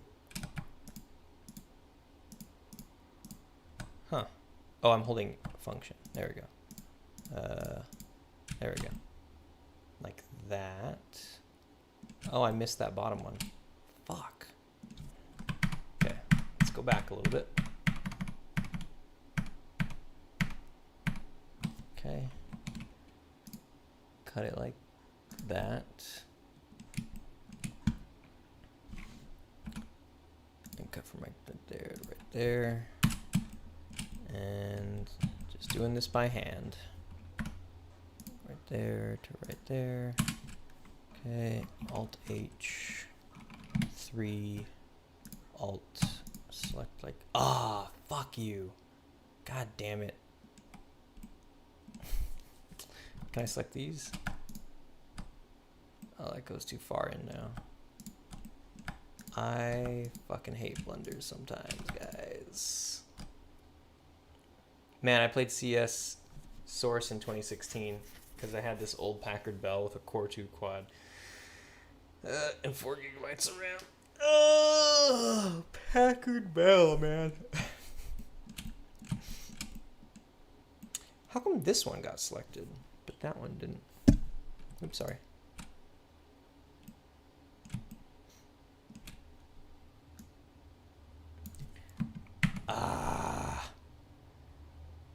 That is not for you. Blender can be a jerk sometimes, but I fucking love it. I'm so spoiled rotten. After years of using Cinema 4D, man.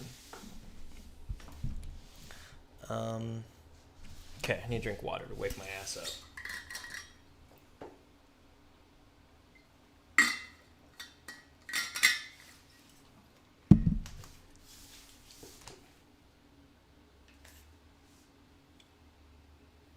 Eyes are playing tricks on me.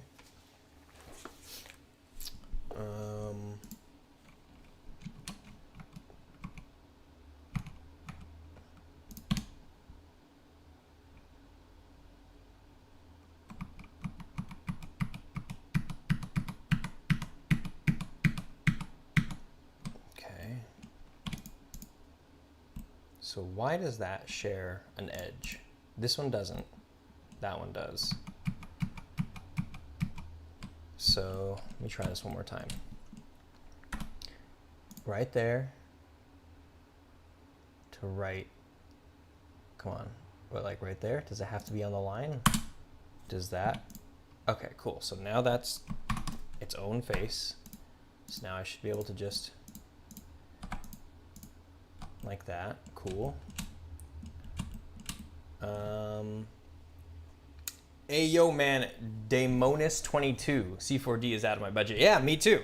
I used my cousin's student, his .edu, to get a fat discount on it. and it was good for a few years, and then I haven't been able to touch it. I mean, I think I could still fire it up, and I think it is about to expire. But I won't be able to do that again and forever, you know? It's Luca. Oh, shit. Wait, Nancy boy Luca? From Nancy, France? Is that the Luca we're talking about? Daemonis 22? Luca? If this is so, ladies and gentlemen, if this is in fact Luca from the vlog, is it? Yeah, Nancy boy Luca. Yeah, you know, it's like I had to Google Nancy boy to make sure that I wasn't like tripping out when I thought it meant like an effeminate young man or something like that. And yeah, I just never used that. But okay, so this is I'll show you. If any of y'all missed the last vlog, let's see, Steven videos right here. So where is his appearance at? Right, he makes 2 appearances, I believe, right here. Okay, so the man in chat is right here, jumping up and down.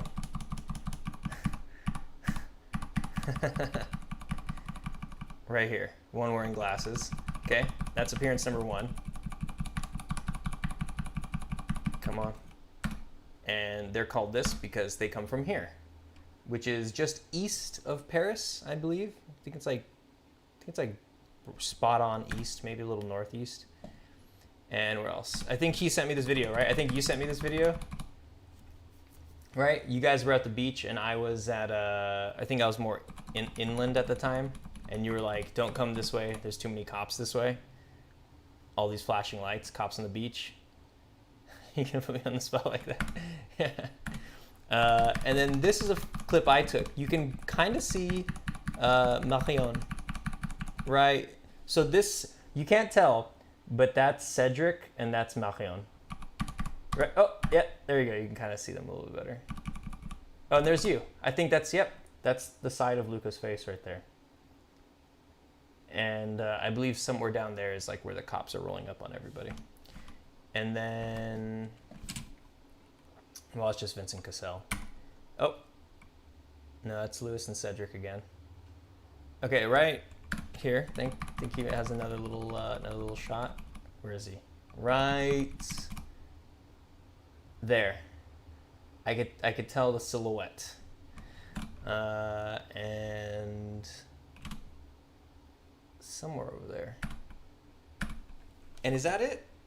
Is that the only place? Oh, no. Oh, I missed a spot.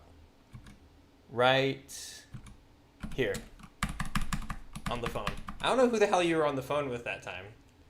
You can see me doing a middle finger in a car later, I think. This is the only... Wait, can you? No. I have that clip. I have the footage. I have the unused footage of you guys flipping us off at like 9 in the morning leaving that hill. There's Ben just like done, but also very ready for the rest of the night. Yeah, I think that's it. So that's Daemonus 2022, y'all. Or Daemonus 22. How's it going, man? I'm just over here trying to model MI6 headquarters. Or Benjamin was flipping me note. Yeah, it was, well, I think it was somebody in there. I couldn't see whose face it was, but there's somebody flipping off. There's one coming from each car. There's 2 taxi cabs and 2 arms outstretched flipping each other off.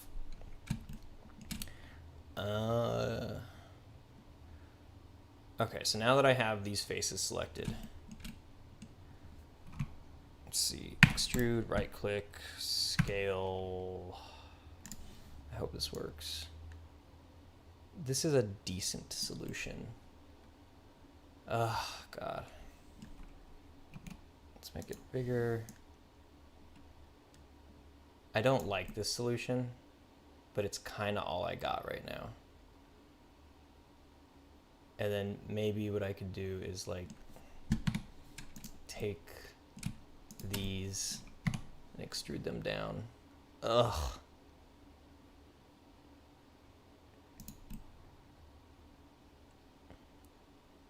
It's so sloppy. This is such a sloppy way to do it. I can see. I didn't know MI6 had Eastern European vibes. You're right. No. There's so much this brutalism shit to it. Like, it looks... This shit, you won't be able to see it. It has very Eastern European vibes to it. I agree. But it's more based off of this. So once I sort out some of these like hard edges, it'll be more reminiscent of that neoclassical shit.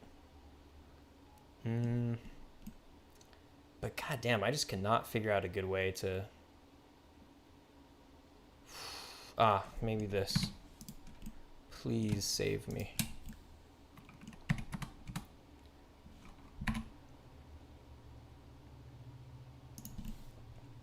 Okay, good enough.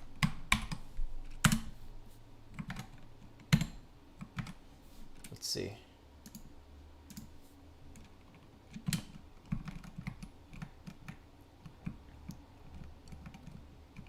I think these are all right.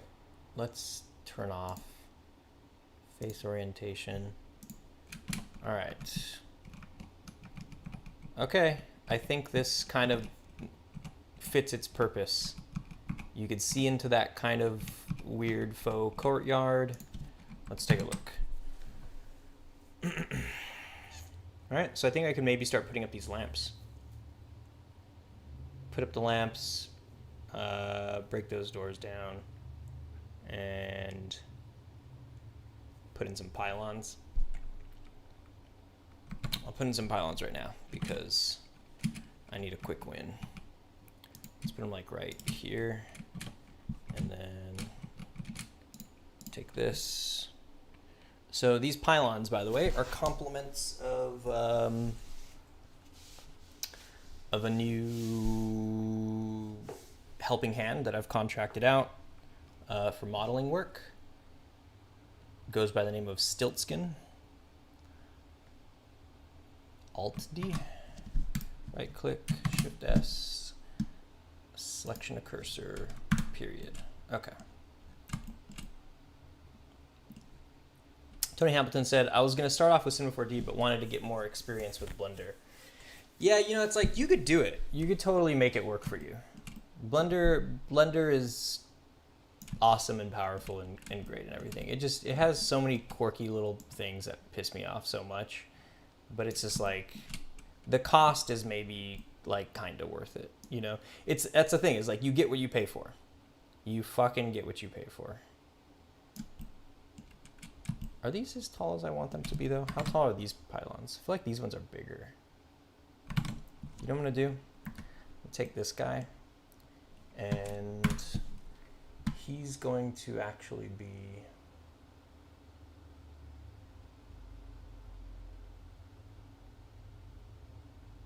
let me see this. Do I need different pylons?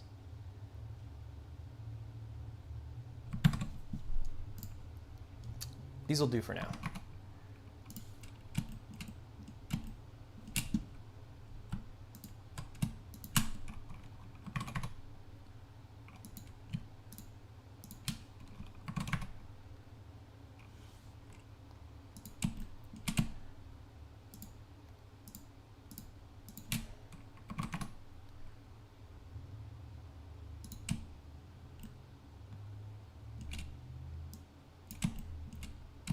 Okay.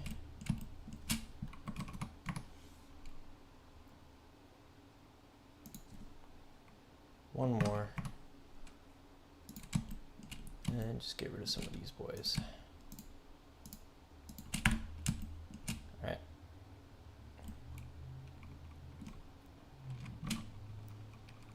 Not bad, huh? It's kind of bugging me out how they're right on the center here. Fuck. Whatever, fuck it.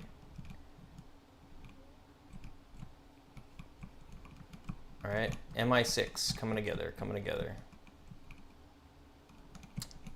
All right, let's build a little lamp for it.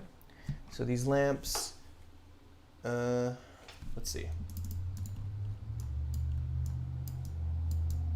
Let's do like this. Okay.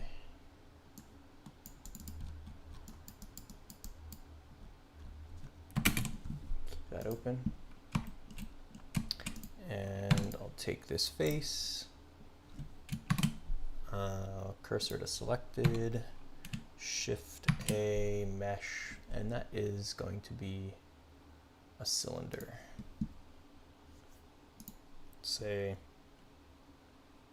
12 vertices, radius 0.05 or 0.1, 0.3. And that looks good.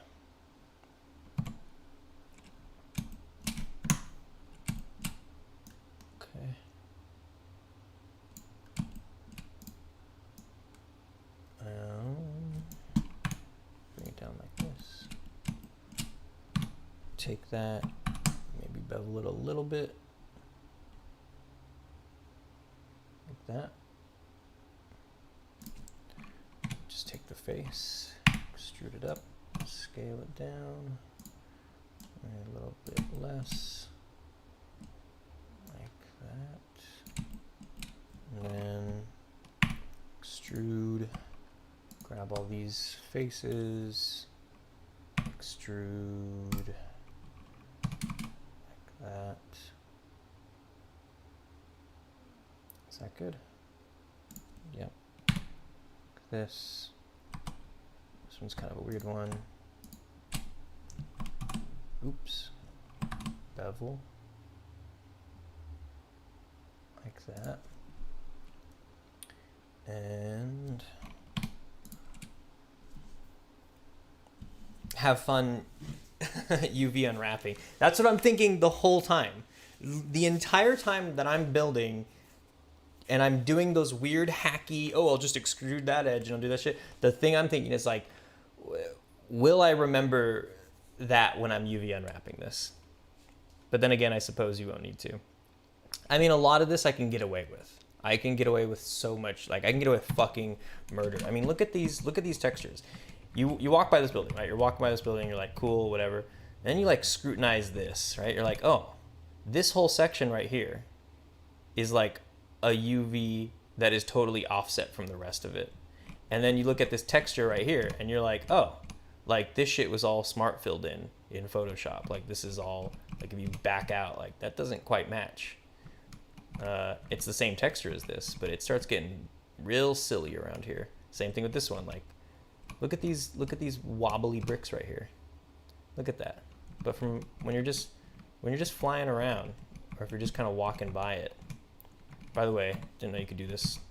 Oops, this walking thing. You know, you can get away with fucking murder here. I wish there was a way. Does anybody know if you can adjust the height of the first person, like, physics-based camera in Blender? Oh, look at that. Look at that. Got some Z fighting going on. I definitely need to take care of that shit. Anyways. Okay, so back to this. I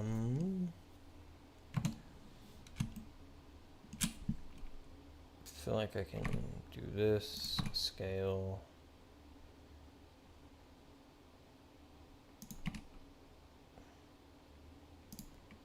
Scale. Like this. This is such a weird lamp.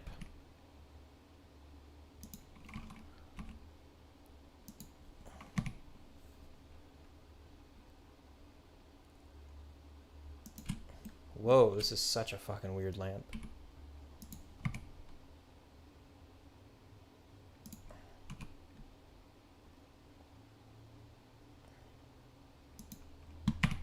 That's actually a really cool design though. I like that a lot. And then it goes up like this, and it's kind of tapered. And then one more, like, I'm not gonna get too crazy here.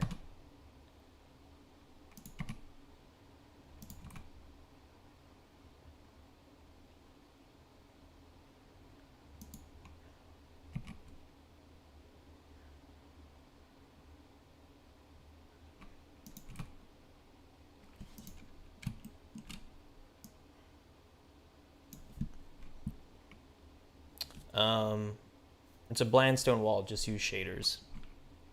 What do you mean?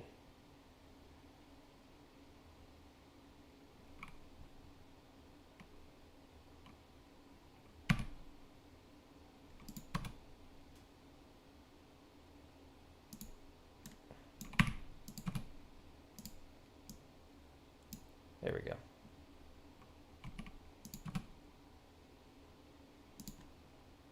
Cool.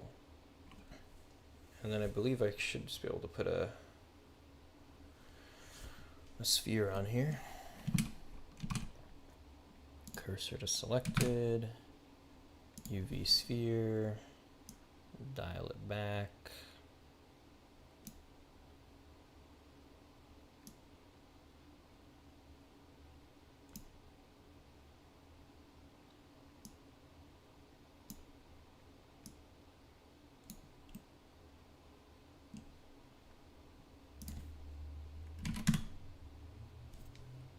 Okay.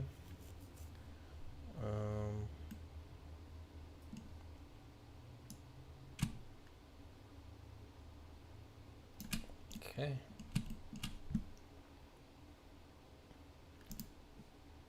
Call this light. Assign it.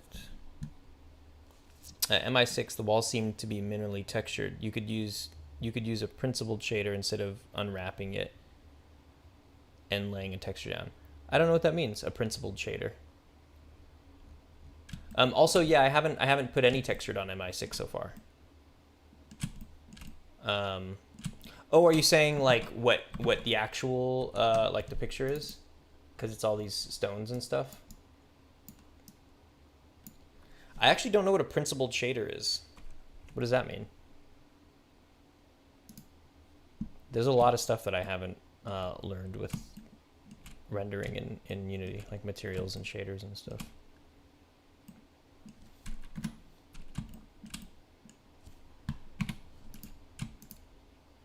So I think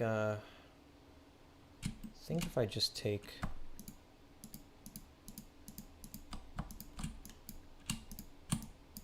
there we go. Delete those faces. There we go. Take that and extrude it up. Extrude it again, scale it down.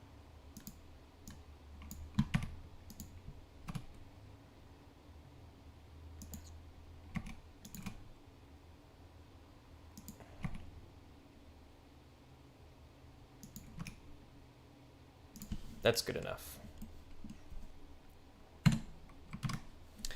When you make a material, you can select the principled shader, and with blood, sweat, and tears can mimic any material like stone, plastic, metal, etc. Let's see. Principled shader, Unity. Oh, like shader graph stuff? Is that what that's like? It's kind of like that's like shader graph stuff, right?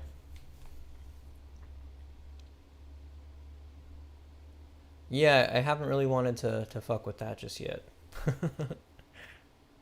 Yeah, the blood, sweat, and tears part. I really enjoy the process of pulling from real life stuff. You get so much for free. Like all the imperfections, everything, you get it for free. Nodes, my dude. Yeah. No, I know. The thing is, I come from VFX too, so like I used to use Octane, and even if you've seen the Beating Heart Behind, my interview series, the opening sequence to that, like I lickety split just learned how to do all the materials shit in Blender in like an hour one morning, because I was like, I need to put this fucking video out, and that's why that opening, it's like, I think it looks good, but it's, it's janky. So I'm very familiar with like using nodes to create like materials and shit like that. Yeah, it's like shader graph, but I prefer image textures right now. That's totally been my jam. I really like how the look comes out. This needs to be bigger. This little nipple. This little.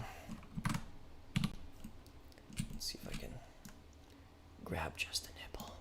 Yeah. Scale it up. Oh yeah, big nipple. Sorry, guys. All right. Is that better? It is. I feel like it could still be bigger, but fuck it. It looks a little weird when it's not. See, it looks more like a nipple if it's not big enough. So I think what I need to do is like,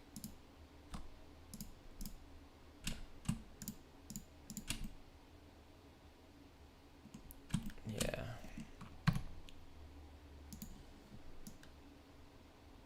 It needs to look more like a hat. There we go. I think that's better. Check out Quixel and check out the community provided textures it comes with. Nips to light up the world. Yeah. Light up the world. I type like a fucking caveman. Oh, what is it? The check out Quixel and check out the community provided textures it comes with. Noted. Let me see. Oh, oops, sorry. I'll write that down right now. Quixel. Shit. Quixel and fucking autocorrect. I swear to God, I'm gonna kill somebody. Quixel and community provided textures. Okay, community textures. I'll check it out. Tony Hamilton says, I'm still here, working and listening at the same time. Dope. Yeah, you know, I've been having a hard time finding things to listen to while I work. I was getting, like, music was kind of driving me. I mean, I love music, I love finding new music, but it can be distracting, and it can also drive me crazy if it's not, like, really good music.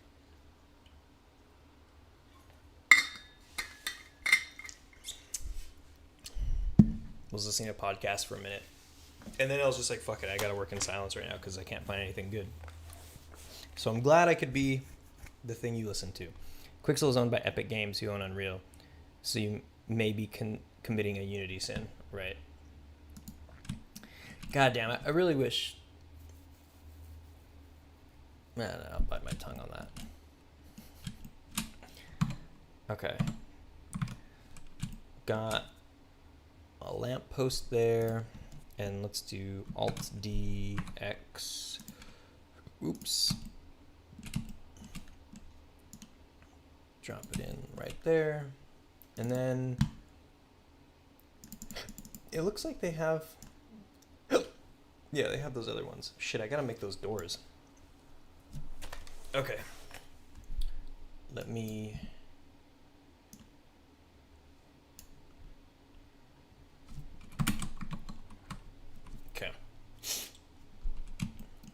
Make the doors, Steven.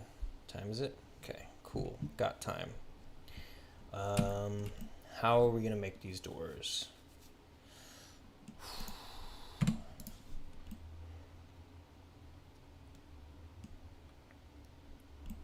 How am I gonna make these fucking doors?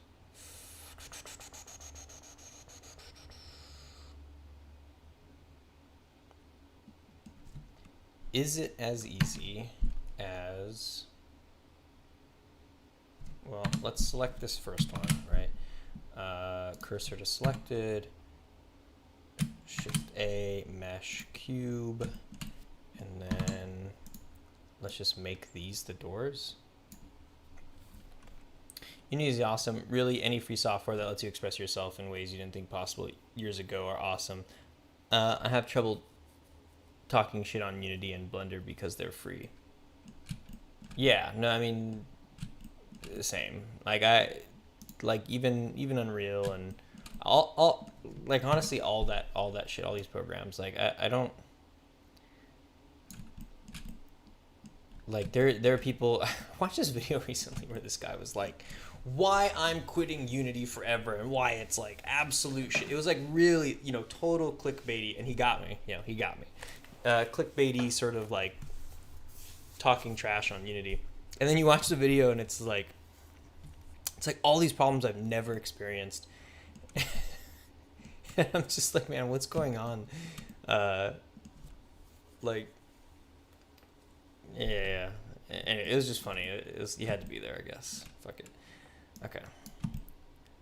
Okay, so this is gonna bust out our door. That Chad single-handedly T-posing The whole of MI6, yeah. This guy. Let's turn him around. Here, let's give him some friends for a second. This. Boom. This. Okay. They're defending their nation. Nobody can get through them. They're defending their nation with a skin pigmentation not quite conducive to peace or acceptance in the nation that they're defending.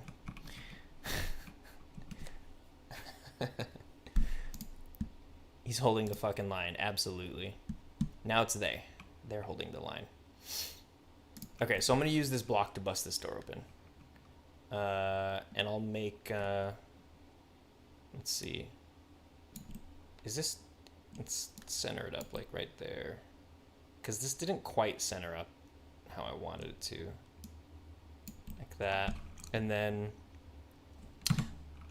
we'll just duplicate this in here. Oops. Where is it? Shift-D. X. And there's a door right there. And Shift-D. So...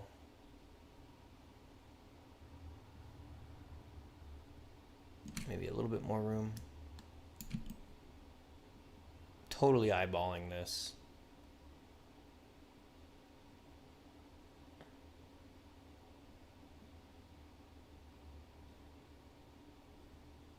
Maybe just a little bit more. All right. Good enough? Too much. God damn it. Sorry. I'm just getting all OCD about this shit now. Okay, fuck it. It's good enough. So take these and let's see. I'm gonna call this MI6 building, and then we'll take this and call this door blower uppers, and take MI6, give it a modifier. Now that's English pride. Yeah. Yeah. Add modifier, Boolean. How often, how much do you base your buildings on real world stuff? The whole damn thing. The whole damn shebang. So like MI6, I almost foolishly built it off of their current building. And I got really close, as seen over here, where this was supposed to be kind of like river, is it Thames? River Thames? And I was going to have it so there's going to be a bridge right here, and you cross the bridge, and then this cube was originally going to be MI6 over there. Because the new MI6 building is this one. Do you know what I'm talking about? MI6. This one. Because it's like, it fit nicely. I was like, oh, there's a nice body of water there. But then they built that thing in like the 90s. So that would have been like super inaccurate. And even when I was looking at it, I was like, that doesn't fucking feel right. It's just it's too much. So there's that. And then, let's see. This whole place, this whole area is built based on, if I go to Hyde Park, London. And then here in Hyde Park, if you go to the Italian Gardens. Oh wait, you know what? I have to go to Google Earth for this shit. Actually, that's not true. Why did I do that? Here, show you. Damn, all these, let's see, show. They found venomous sharks in the River Thames. Fucking nuts. That sounds crazy. I can't fucking spell today. Is it too much? But damn, it looks cool. Yeah, that, I mean, the new MI6 building, it has a pretty hard look. Let's drop our boy in here. Okay, so this place. So this is in Hyde Park. And then you'll see over here, this kind of section is what this is built around. Let's see, so I got all these. It's like, you know, it's all sort of like an impression of the place. It's never like super duper accurate. And then this doesn't even make sense. So this is the Queen's Gate. Let's see if I do Hyde Park, Queen's Gate Lodge. So somewhere around here. Ah, here we go. Yeah, see? You can see Queen's Gate here. And it's like, it doesn't make sense spatially, like where it is. And then there's kind of this thing here, generally around the Hyde Park area, there's like this super wide, like 4-lane, 6-lane kind of setup. And then in some parts, there's like a middle, like an island, a divider. And then there's buildings. And generally, this is kind of the direction that you would go in if you wanted to go. So it's like, you'd cross the street, right? You kind of have this. And then this is all for like, what do you call it? Carnaby Street. So this is Carnaby. So that is from where we just came from. That's like east, you know? So it's kind of like a postcard, or you know when you have a dream about a place and it's like not accurate to real life. There's always like some weird, like, oh, that door doesn't quite lead to somewhere that I thought it would and shit like that. It's kind of how I designed this game. It's kind of like if you had a dream about the postcard of a city. So Carnaby Street's kind of like this, you know. I don't know where that one mural is, but it's like Carnaby Street mural. Images. This is the old one. I don't think this is up anymore. By the way, when is Memories of a Spy supposed to take place in? 1960s, broadly. It's anachronistic as fuck. Like, it's somewhere between 1960 and 1969. And there's even sort of overlaps in some of the existence of a few different buildings. When I get around to modeling Berlin, I'm gonna probably include the Sky Needle. I forgot what that's called, and maybe even you might be able to see Berlin Alexanderplatz, which are conflicting timelines, because it would kind of put it towards the end of the 60s. But yeah, so this place is this thing, except instead of that business, it's Memory Lane, because that's the name of my little record shop here. Yeah, so all these places are, and some of these are just straight up jacked off of Google Maps. Like, I just totally took a picture off of, like, what you could do is, I'm not gonna get into that. But yeah, you could totally just screenshot street view stuff and then map it to be flat and then just model that shit. So yeah. Yeah, 1960s. Like Vegas. Yeah, it's kind of like a Vegas version of the world. It's totally Vegasified. 1960s Berlin is a bad time. Oh, yeah.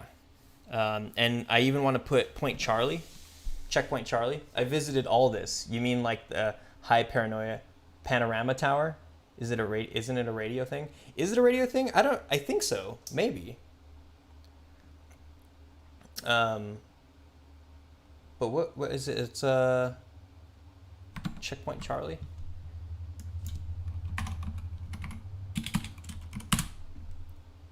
Yeah, here we go. Gotta throw that sign in. You are leaving the American sector, and then in the subsequent other languages. And there's the big sign. I don't know. I guess this is the one. That's like the famous sign. And this little booth. All very, very anachronistic. I lived in West Germany when there was a West Germany. That's crazy. That's crazy.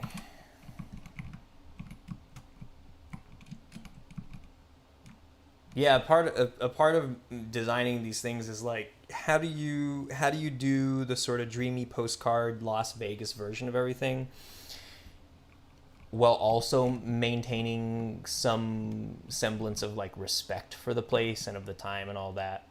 It's a hard thing to balance, at least just for my own like personal, like just how I feel about doing these things. Okay, so got this modifier on here. Let's do it. Let's select this door blower uppers. And then, why? I can never get these fucking things to, nope. Nope. Nope.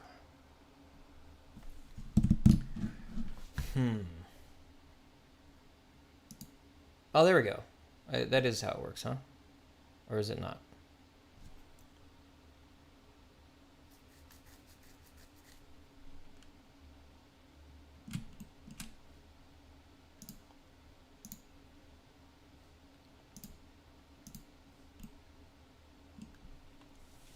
We left shortly after the Berlin Wall fell. Do you have like photos of living there from back then? It'd be a really interesting thing to hang on to. It's like family albums and stuff from like just a totally forgotten time.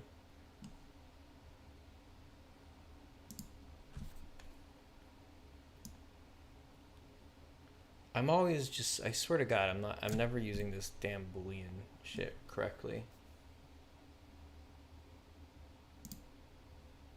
Maybe if I put it on,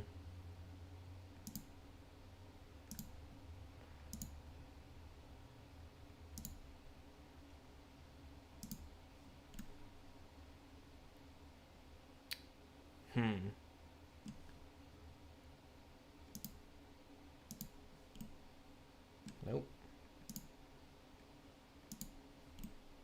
Don't want to do the union.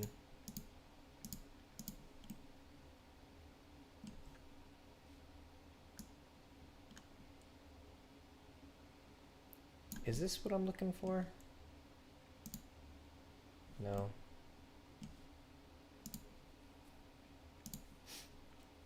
I have VHS. Oh, right on. That's kind of crazy. And tons of pictures. Get the bool tool add-on. Is that like a Boolean thing that works way better than this?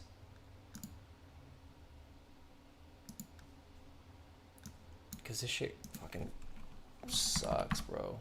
Bool tool. What the fuck? Okay, now is that a...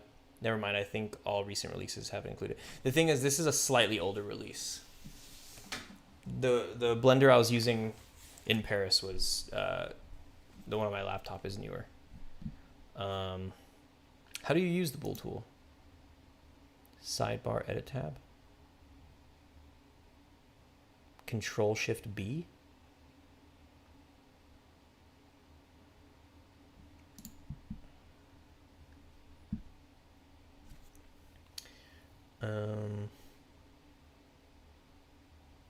You can select any count of objects and then apply all these objects to this active one as a Boolean brush.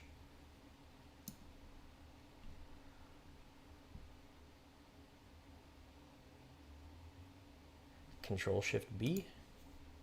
So if I select MI6 and hit Control Shift B, auto Boolean, I'll do slice. Slice.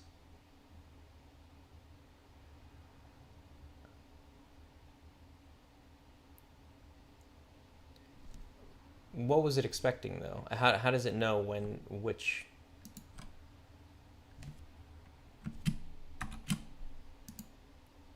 Oop. Not that. Backwards. So do I hold this and hold that? Control Shift B. Control Shift B. Slice. Okay. Nope.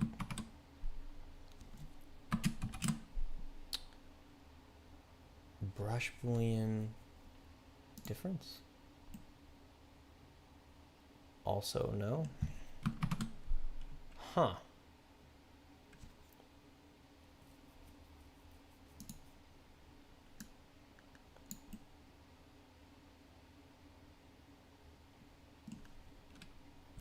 Wonder if it has anything to do with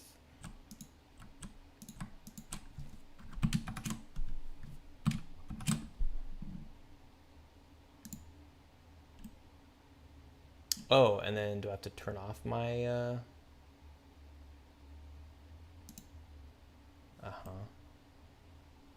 but then those are still there.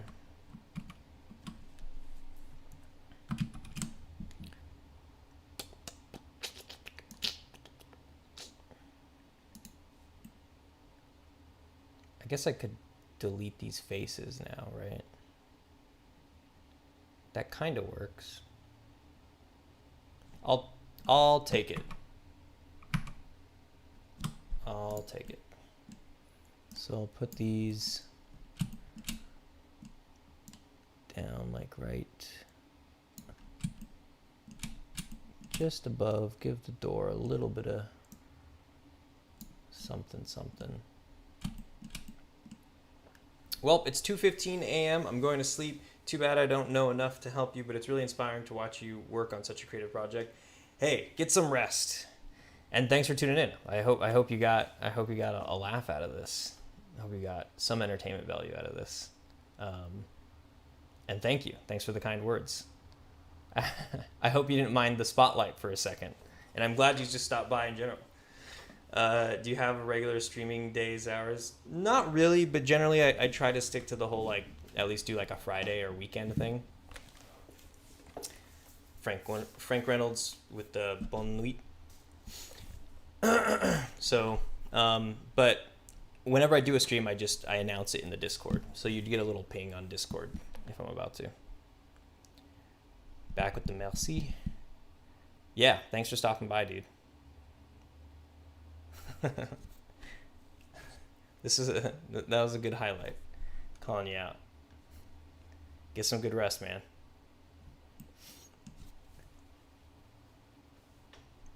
Anyways, I got notifications on here and on Discord, so I'll be there. Right on. Yeah, that's pretty much, I think that is kind of like the only really reliable way. Because I'm not super consistent. It's usually on Fridays, though. That's what I aim for. Thank you. See you. All right, man. Peace. Have a good night. Two-sided game says, just modeling a voxel Shelby Mustang. Everybody's getting all hyped on this voxel stuff right now, huh? MI6 building, Control-Shift-B, slice, delete this, and then maybe I could even get away with like doing that.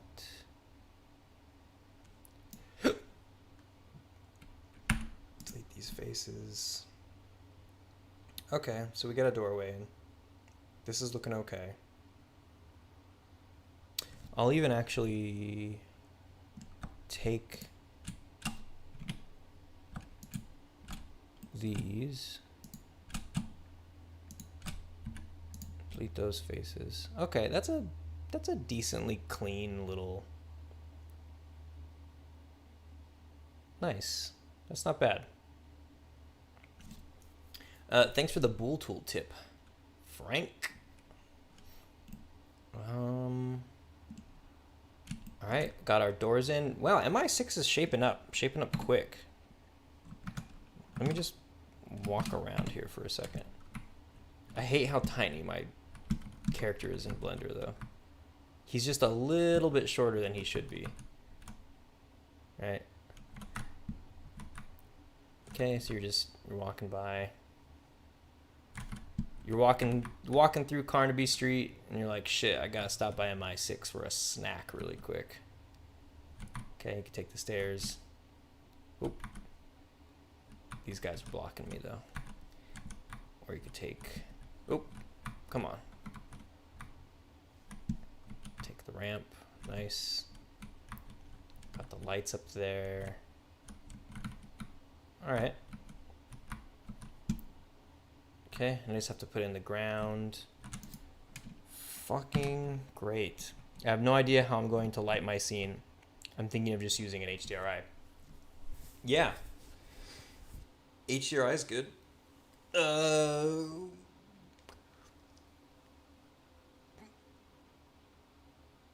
What's that one site? There's a site that gives out free HDRIs. I think it's just called like freehdris.com or something. They have some decent ones. Okay, so what's next? What's next? I think I could put those lights in right now, but I should prioritize these doors and the ground inside. Yeah, so save this. Okay.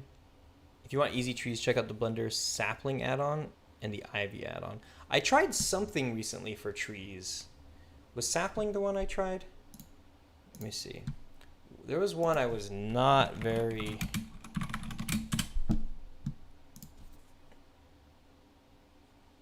Is this the one? I guess I could check if that's right. Preferences. Yeah, sapling tree gen was the one I already tried. The thing is, and it's again one of those little quirky fucking Blender things where it's like, I can't create it where I want it to. It'll always spawn at world 0. So like if I selected this and then tried to do, what is it? It's like a curve sapling tree gen.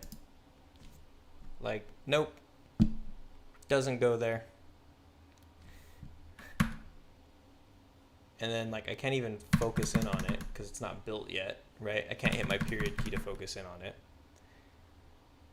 But then if I select it, that means I'm done editing it. So if I select it, that means I'm done editing it. And now I could look at it. It's like, what the fuck? You know, it's like,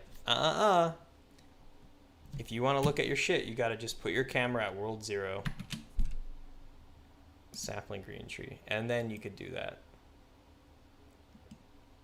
And I wonder, can you do a Shift H? Nope. Can't do a Shift H.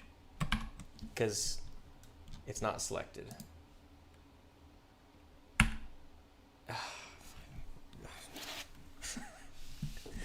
I said easy, I didn't say good. Right.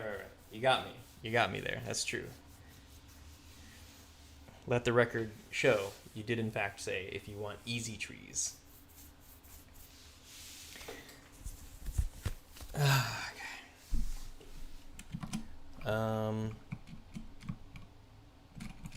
Okay. Doorway. That's what I said I was going to focus on. Let's finish this goddamn doorway. Oh, man. I want to be done with London, man.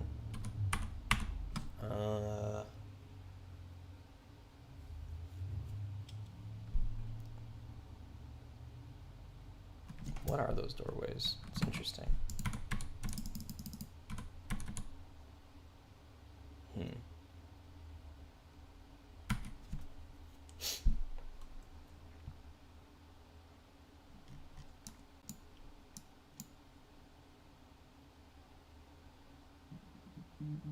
Just a second.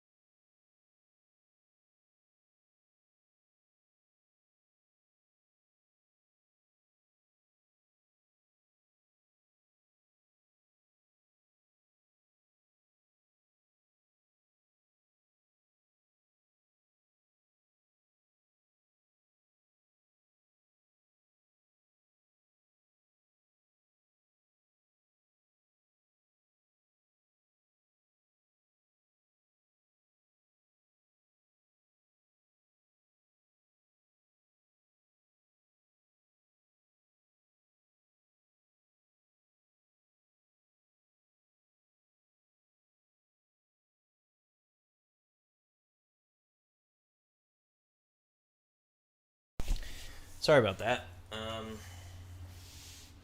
Yeah, I just heard that my grandpappy is in the hospital right now. So, yeah, it's kind of crazy that we were just talking about grandparents and stuff earlier. Now I found out that my grandpa's... He's doing okay. I won't get into the details right now, but that's what that was about. I will say that if you're doing brick walls, you can use the brick shader, but image textures are cool too. The brick shader. The brick shader in what? In Unity? Is there a brick shader in Unity? Is that why? I feel like I've seen that before. Or was that in Blender? Was I looking at that recently? I feel like I was looking at a brick like material maker recently. Yeah, the problem is, and kind of like why I ended up doing this shit, where like I take a pre-existing thing and then I use Photoshop to like only get the bricks out of it, is because I want the bricks to look consistent with the reference images that I use for the image textures that do have a bunch of shit in it, like these ones. You know, the ones that already come with all this stuff sort of baked in, the doorway, the steps, and the windows and all that stuff. I'm going to end up spending more time trying to create a brick that matches it if I try to just make my own, as opposed to just cutting it out and then tiling it, you know? In Blender, there's a bricks texture in the shaders. Right. I think I was looking at that recently. Right. Oh, shit. This is what happens when I unhide everything. God damn it. Bar arches.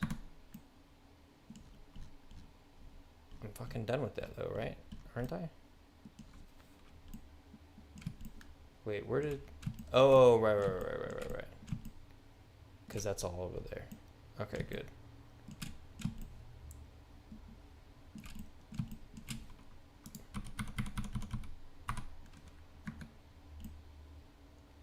Okay.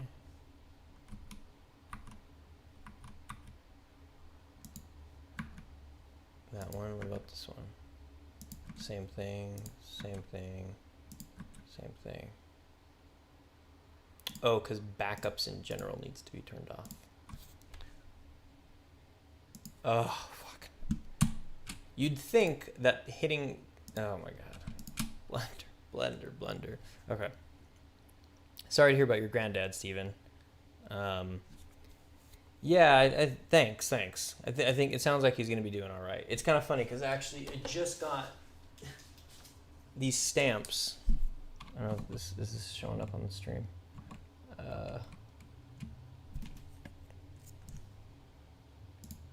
I guess I could have opened up OBS. Where's OBS at? There we go. Yeah, these stamps. And some envelopes and stuff, so I could start writing him letters. Because our main communication over the years has always been like, he sends me like cards in the mail. He would send me a card and then I would call him. But you know, we don't talk very much. We only saw each other during like the holidays and stuff. But even then, it's like families aren't getting together as much as they used to. And I was just like, all right, well, you know, instead of like calling, oh shit, I'll just write him letters. So I've got, hence the stamps. Anyways, I think he's gonna be okay. Wild archways appear.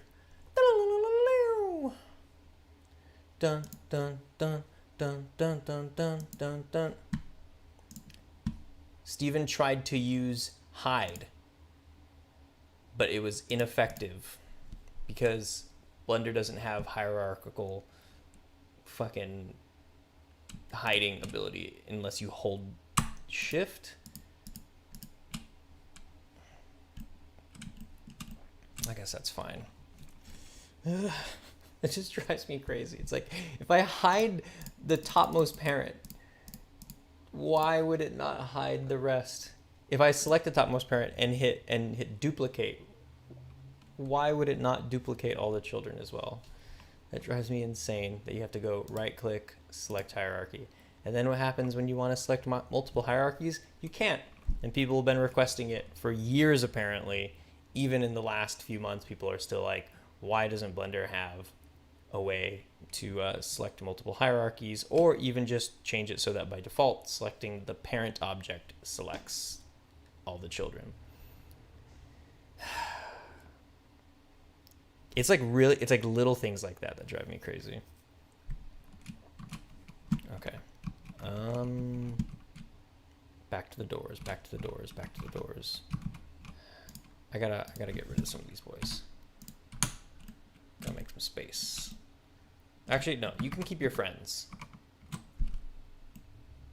But they need to move a little bit. Swear to God, I'm still playing with toys. Not much has changed since being 10 years old. Okay.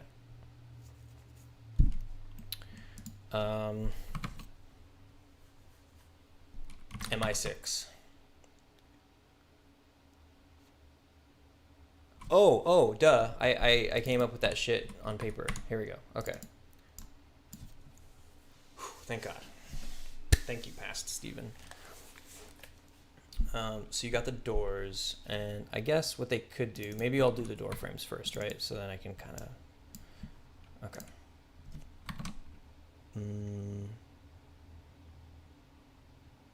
Are these double doors? I think my game is gonna have,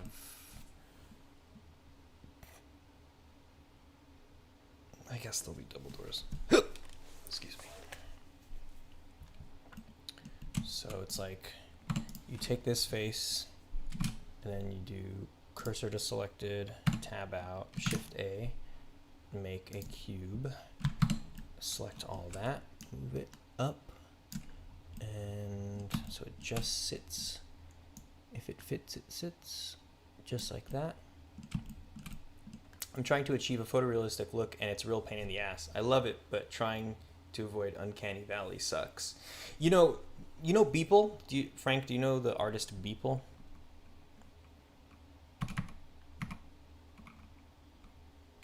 Because he's not the only person who does it, but like he's sort of like the poster child of this, which is like you make the kind of jank, kind of shit thing in your program. I think he uses Cinema. But then you export that image and touch it up in Photoshop. So if you're just doing an image, maybe what you could do is kind of get it really close and even kind of have those Uncanny Valley things, but then super dial it in Photoshop after, or GIMP if you know, whatever you're using. This should also be thinner, like that. Okay.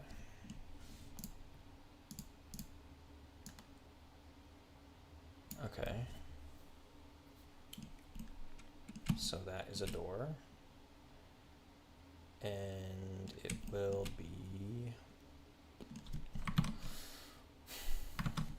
I guess my doors are just above their head, huh? So I can't really put in that. Yeah, it doesn't need to be exactly the same. So bring this out, and then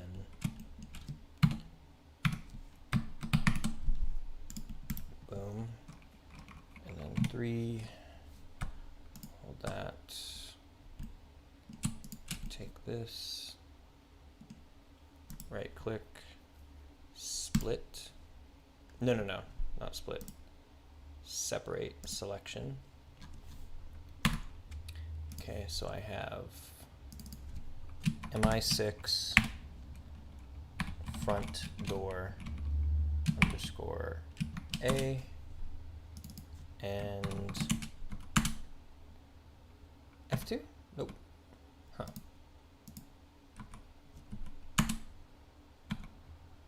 Weird. Anyways. B. Okay. I'm still in edit mode, that's why. Fuck. Okay, that, and that. I've heard of Beeple. He does VJ stuff for concerts. Yeah, probably. I think that's right. Yeah, he's also that guy that just sold a like $65 million NFT or some shit. Oh, I fucking hate NFTs, bro. I'll have to keep that in mind. Yeah, it's like it seems like a cool process. I find myself doing something similar, except with video stuff and in After Effects. You know, like I get it most of the way there. I actually just saw a video today. Do I have this? I did this thing back when I was doing cinema. Let me see. 8 terabyte storage. And I want to say like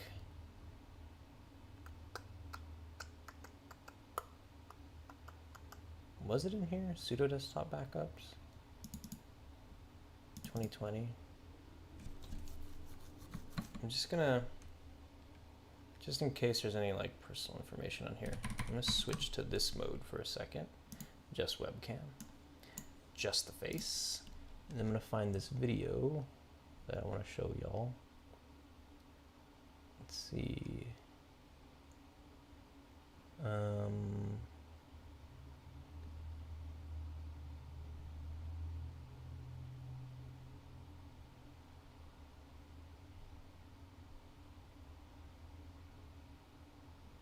Seven lights in apartments. Maybe I'll just put it on my desktop really quick.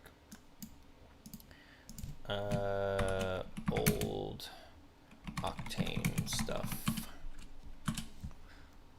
So I have this one and this one. I guess I could show this too. I'm just popping in some old clips in here. Okay, so where is it? This one? Oh, yeah, okay, here we go. So check these out. These are some fun things I made in Cinema and Octane. This one's kind of janky.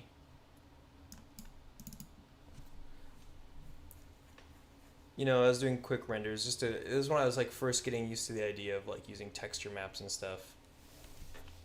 Obviously all very like Ian Hubert, you know. I was just like, oh, I can't wait to do air conditioners and all that kind of shit. So there's this one. This is in Cinema. This is rendered out with Octane. And then there's this one. And this was all in preparation for like a for an animated web series that I started writing about like global warming and stuff as like an action show.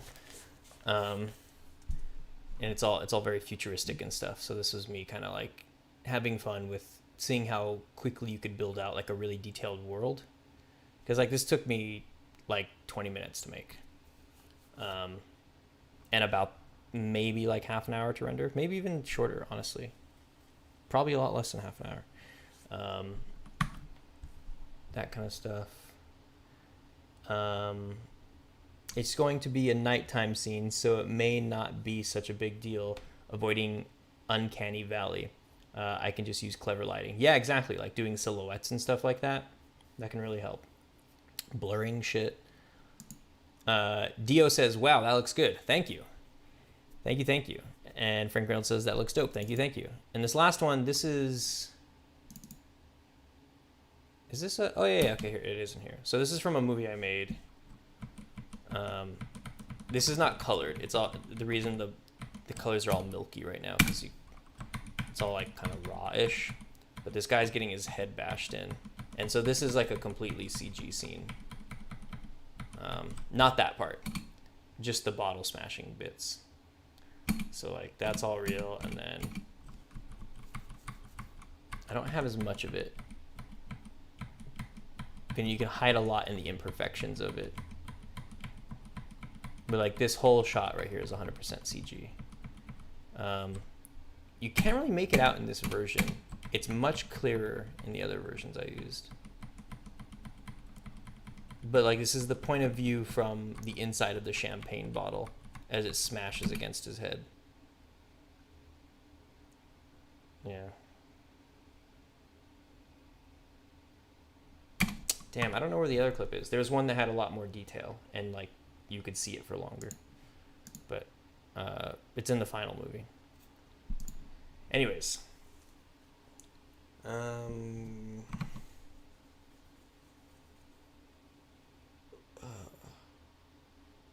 it is. Okay. Got my doors. This is door A. Okay. Let's see. 2F. So if I move this, okay, good.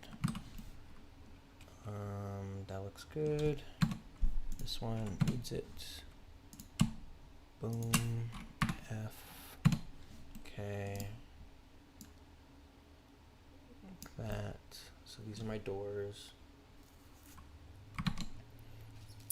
Steven, I sent you the model on Discord. I tagged you. Model? Model of what? Did I miss something? Oh, a voxel on a voxel car. Let's see. Let's take a look. Work in progress feedback. Oh, it's an OBJ right now. Okay, I'll take a look at that later. Why don't you post a picture of it instead of having to open up the OBJ?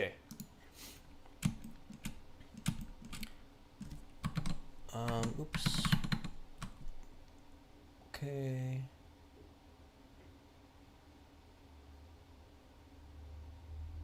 I guess these have that handle style where it's like, let's see, if I do something like,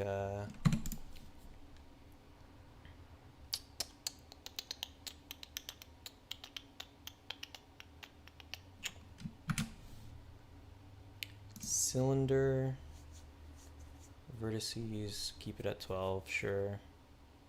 Radius 0.05. And this scale to Z.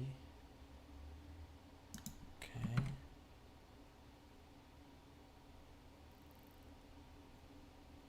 It's like a C.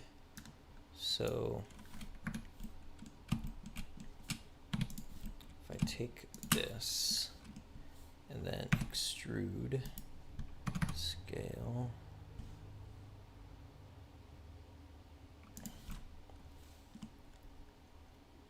then, oops, X, Y,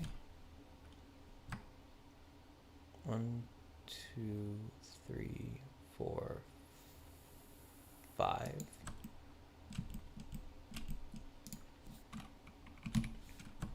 One, two, three, 4, 5.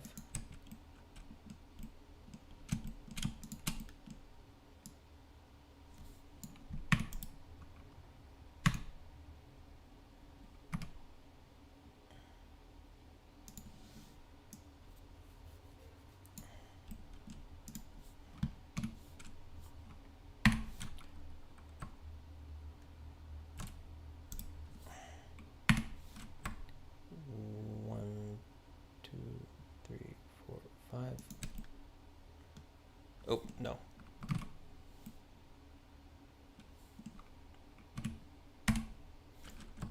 One, two, three, four, 5.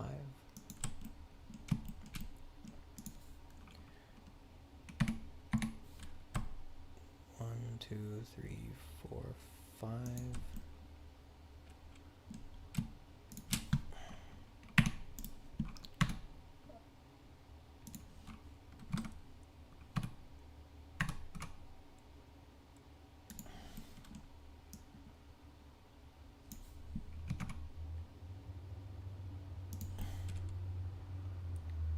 Okay. If this image is headed in a direction that doesn't look like a dumpster fire, I may animate it. Maybe animate some smoke, muzzle flashes, and flak bursts. There's a Blender add-on called Shakeify that gives animation the found footage vibe. It'd be pretty awesome to use that for a war scene. Yeah, nice. I think I don't know if it's the same one, but like Ian Hubert just put out like a an add-on that does like camera shake stuff. It's like based off of like real camera. Like he shot stuff with a real camera, motion tracked it, and then like used that information to sort of create templates of with actual parameters you can adjust that would kind of like have different like presets of styles of shaky cam. That'd be it. Yeah, is that the one you're talking about? I'm gonna upload it on Sketchfab for you. Cool.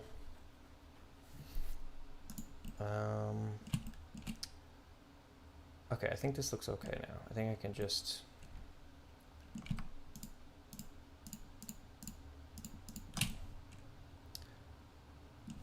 and then I'll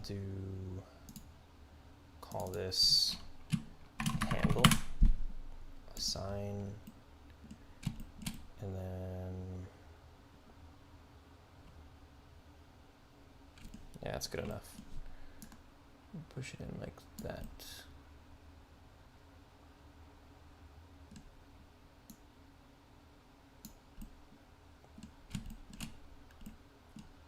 Maybe bring it down.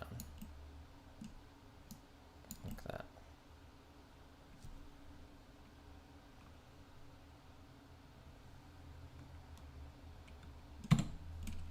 And I can just do this.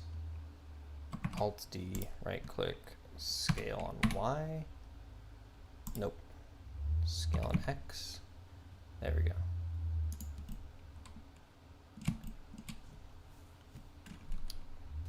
Oops. -1. Cool.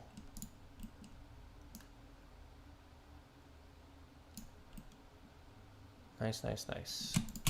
And then put it back in here, and there's our door. Okay.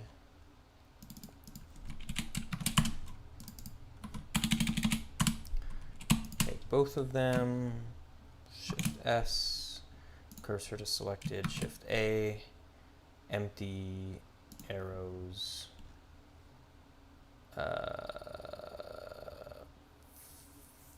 Fuck. Their pivot points aren't where I want them, but I guess I could just do that in Unity. God damn it. MI6. Oop. MI6. Underscore front doors. No more locked doors. Okay. Select hierarchy. Alt-D.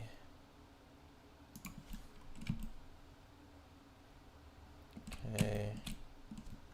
Alt-D.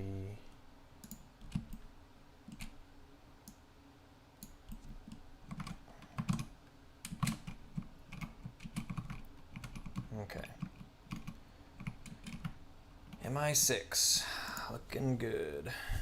Speaking of shaky, I bought a tool for $20 that allowed my camera to shake. The tool is called Feel. Oh, yeah. The Unity one, right?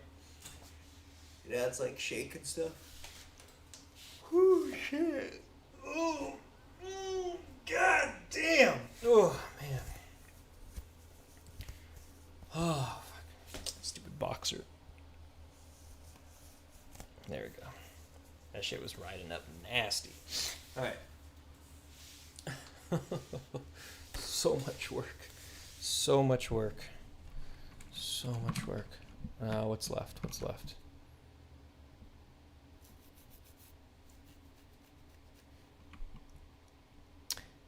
Yeah, that's it. Yeah, I've seen it around. I was tempted, but again, I was just like, ah. Okay. Like, what can this thing do that isn't like super easy to do with Playmaker?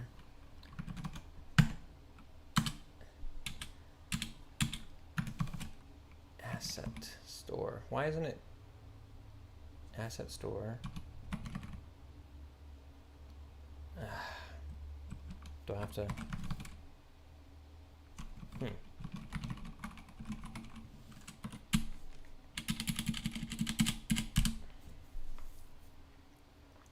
Black Friday. So funny. People are losing their fucking minds over all this shit.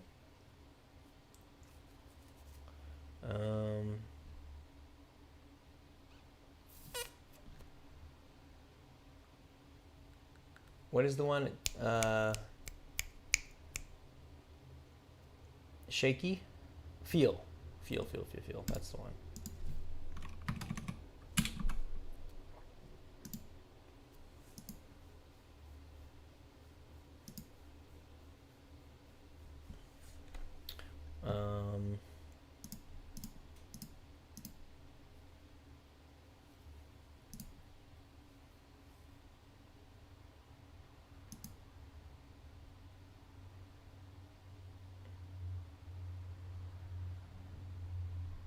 Oh, that's right, because it's not just about camera shake.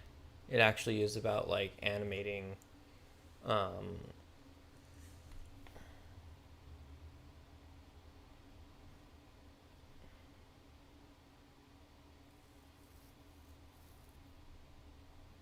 Yeah. Man.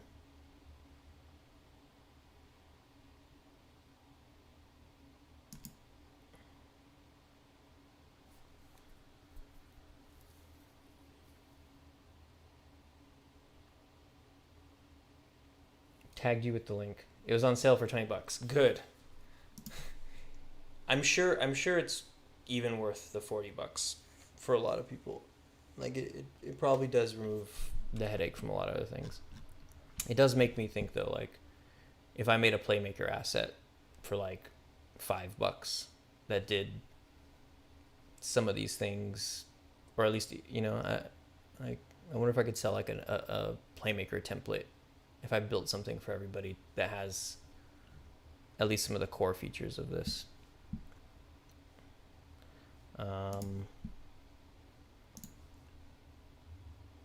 Sketchfab. Here we go. Got Two-Sided Games' card that he made.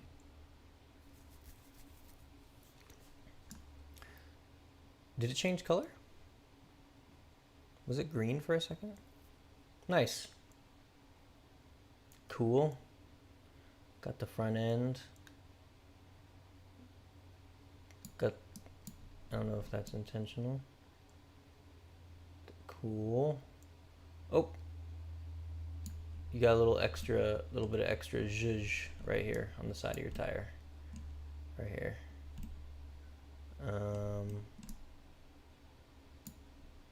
Looking clean. Voxel art, baby.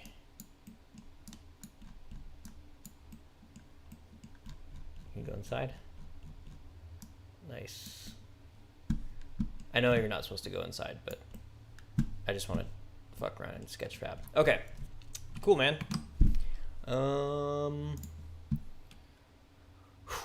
What's left?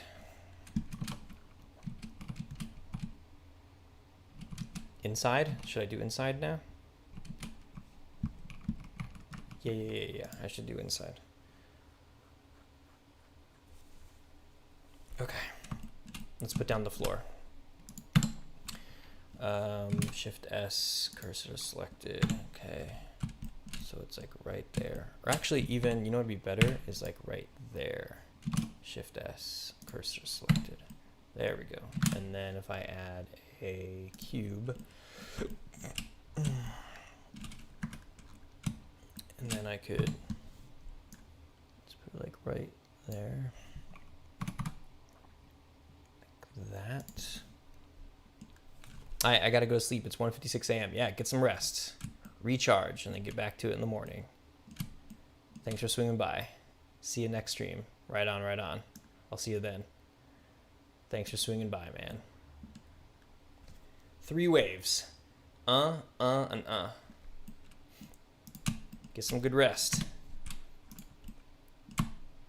You deserve it.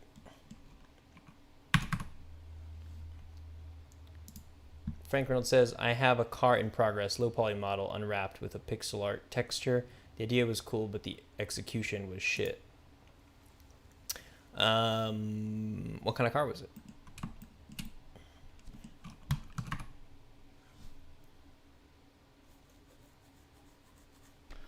I guess this room could just be like this. Let's see. Yeah. I'm gonna put this so I can always be looking at it.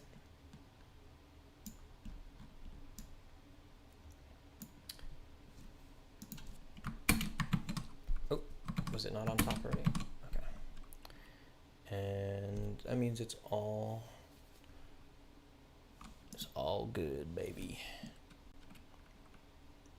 But I need to get this C47 modeled so the car goes on the back burner probably forever.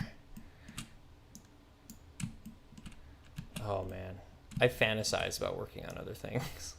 I fantasize on about working on other projects other than Memories of a Spy. I mean, this keeps me going. Like I'm always like pretty stoked on this.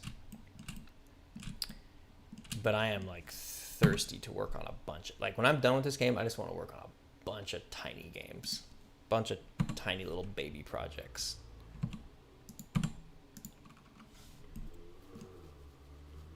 Uh, 1975 AMC, a gremlin. Didn't gremlins have that problem where like if you hit a certain part of them, they would like get super fucked up and explode? Isn't that what like Wayne and Garth drive in Wayne's World? Don't they drive a gremlin? One of the worst cars ever made. Right. That's funny. Isn't that the car from Wayne's World?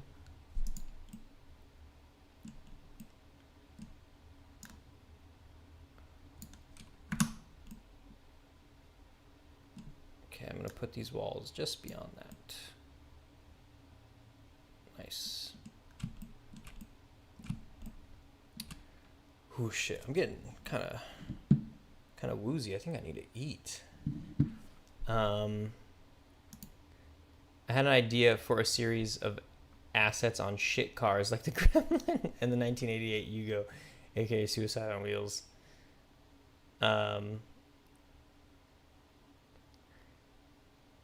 What is a Yugo? I don't know what that is.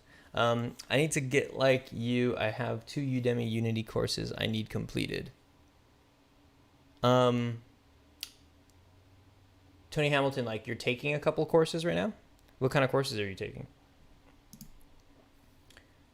The exhaust literally leaked into the cabin of the Yugo. A masterpiece of shit. Oh, geez, that's terrifying.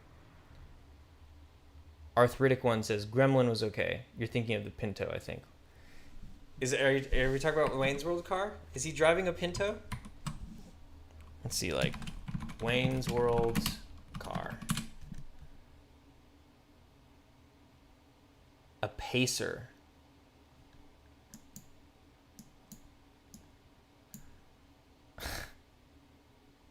Look at this fucking ride. That's actually kind of a dope ride. I kind of fuck with that. That's wild. Okay, but like what is it? Fucking the Gremlin car. Right. It looks very similar. and then a Pinto. Pinto, was that the one where you hit the back? If you hit the back with it, it'll like fucking blow up.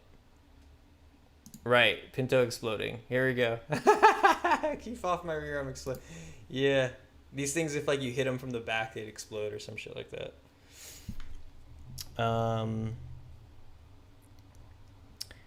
The exhaust literally Gremlin's okay. Pinto is the one that blows up if you slam it to the back, I think. Yeah, that's this one.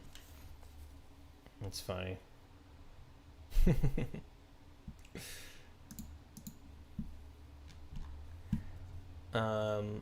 Okay. Wait, what the shit is going on here? Oh. Edit mode. There we go. Bring it all the way out. I want to say... Wait a tick. I'll put it out to like right here.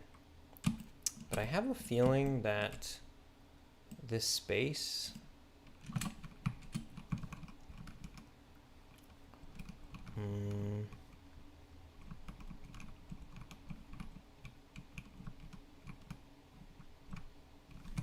think I need to go on the other side of the room for this. Okay.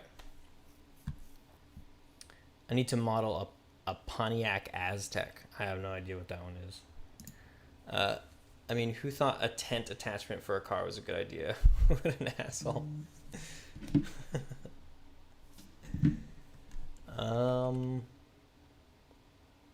I need 2 windows open.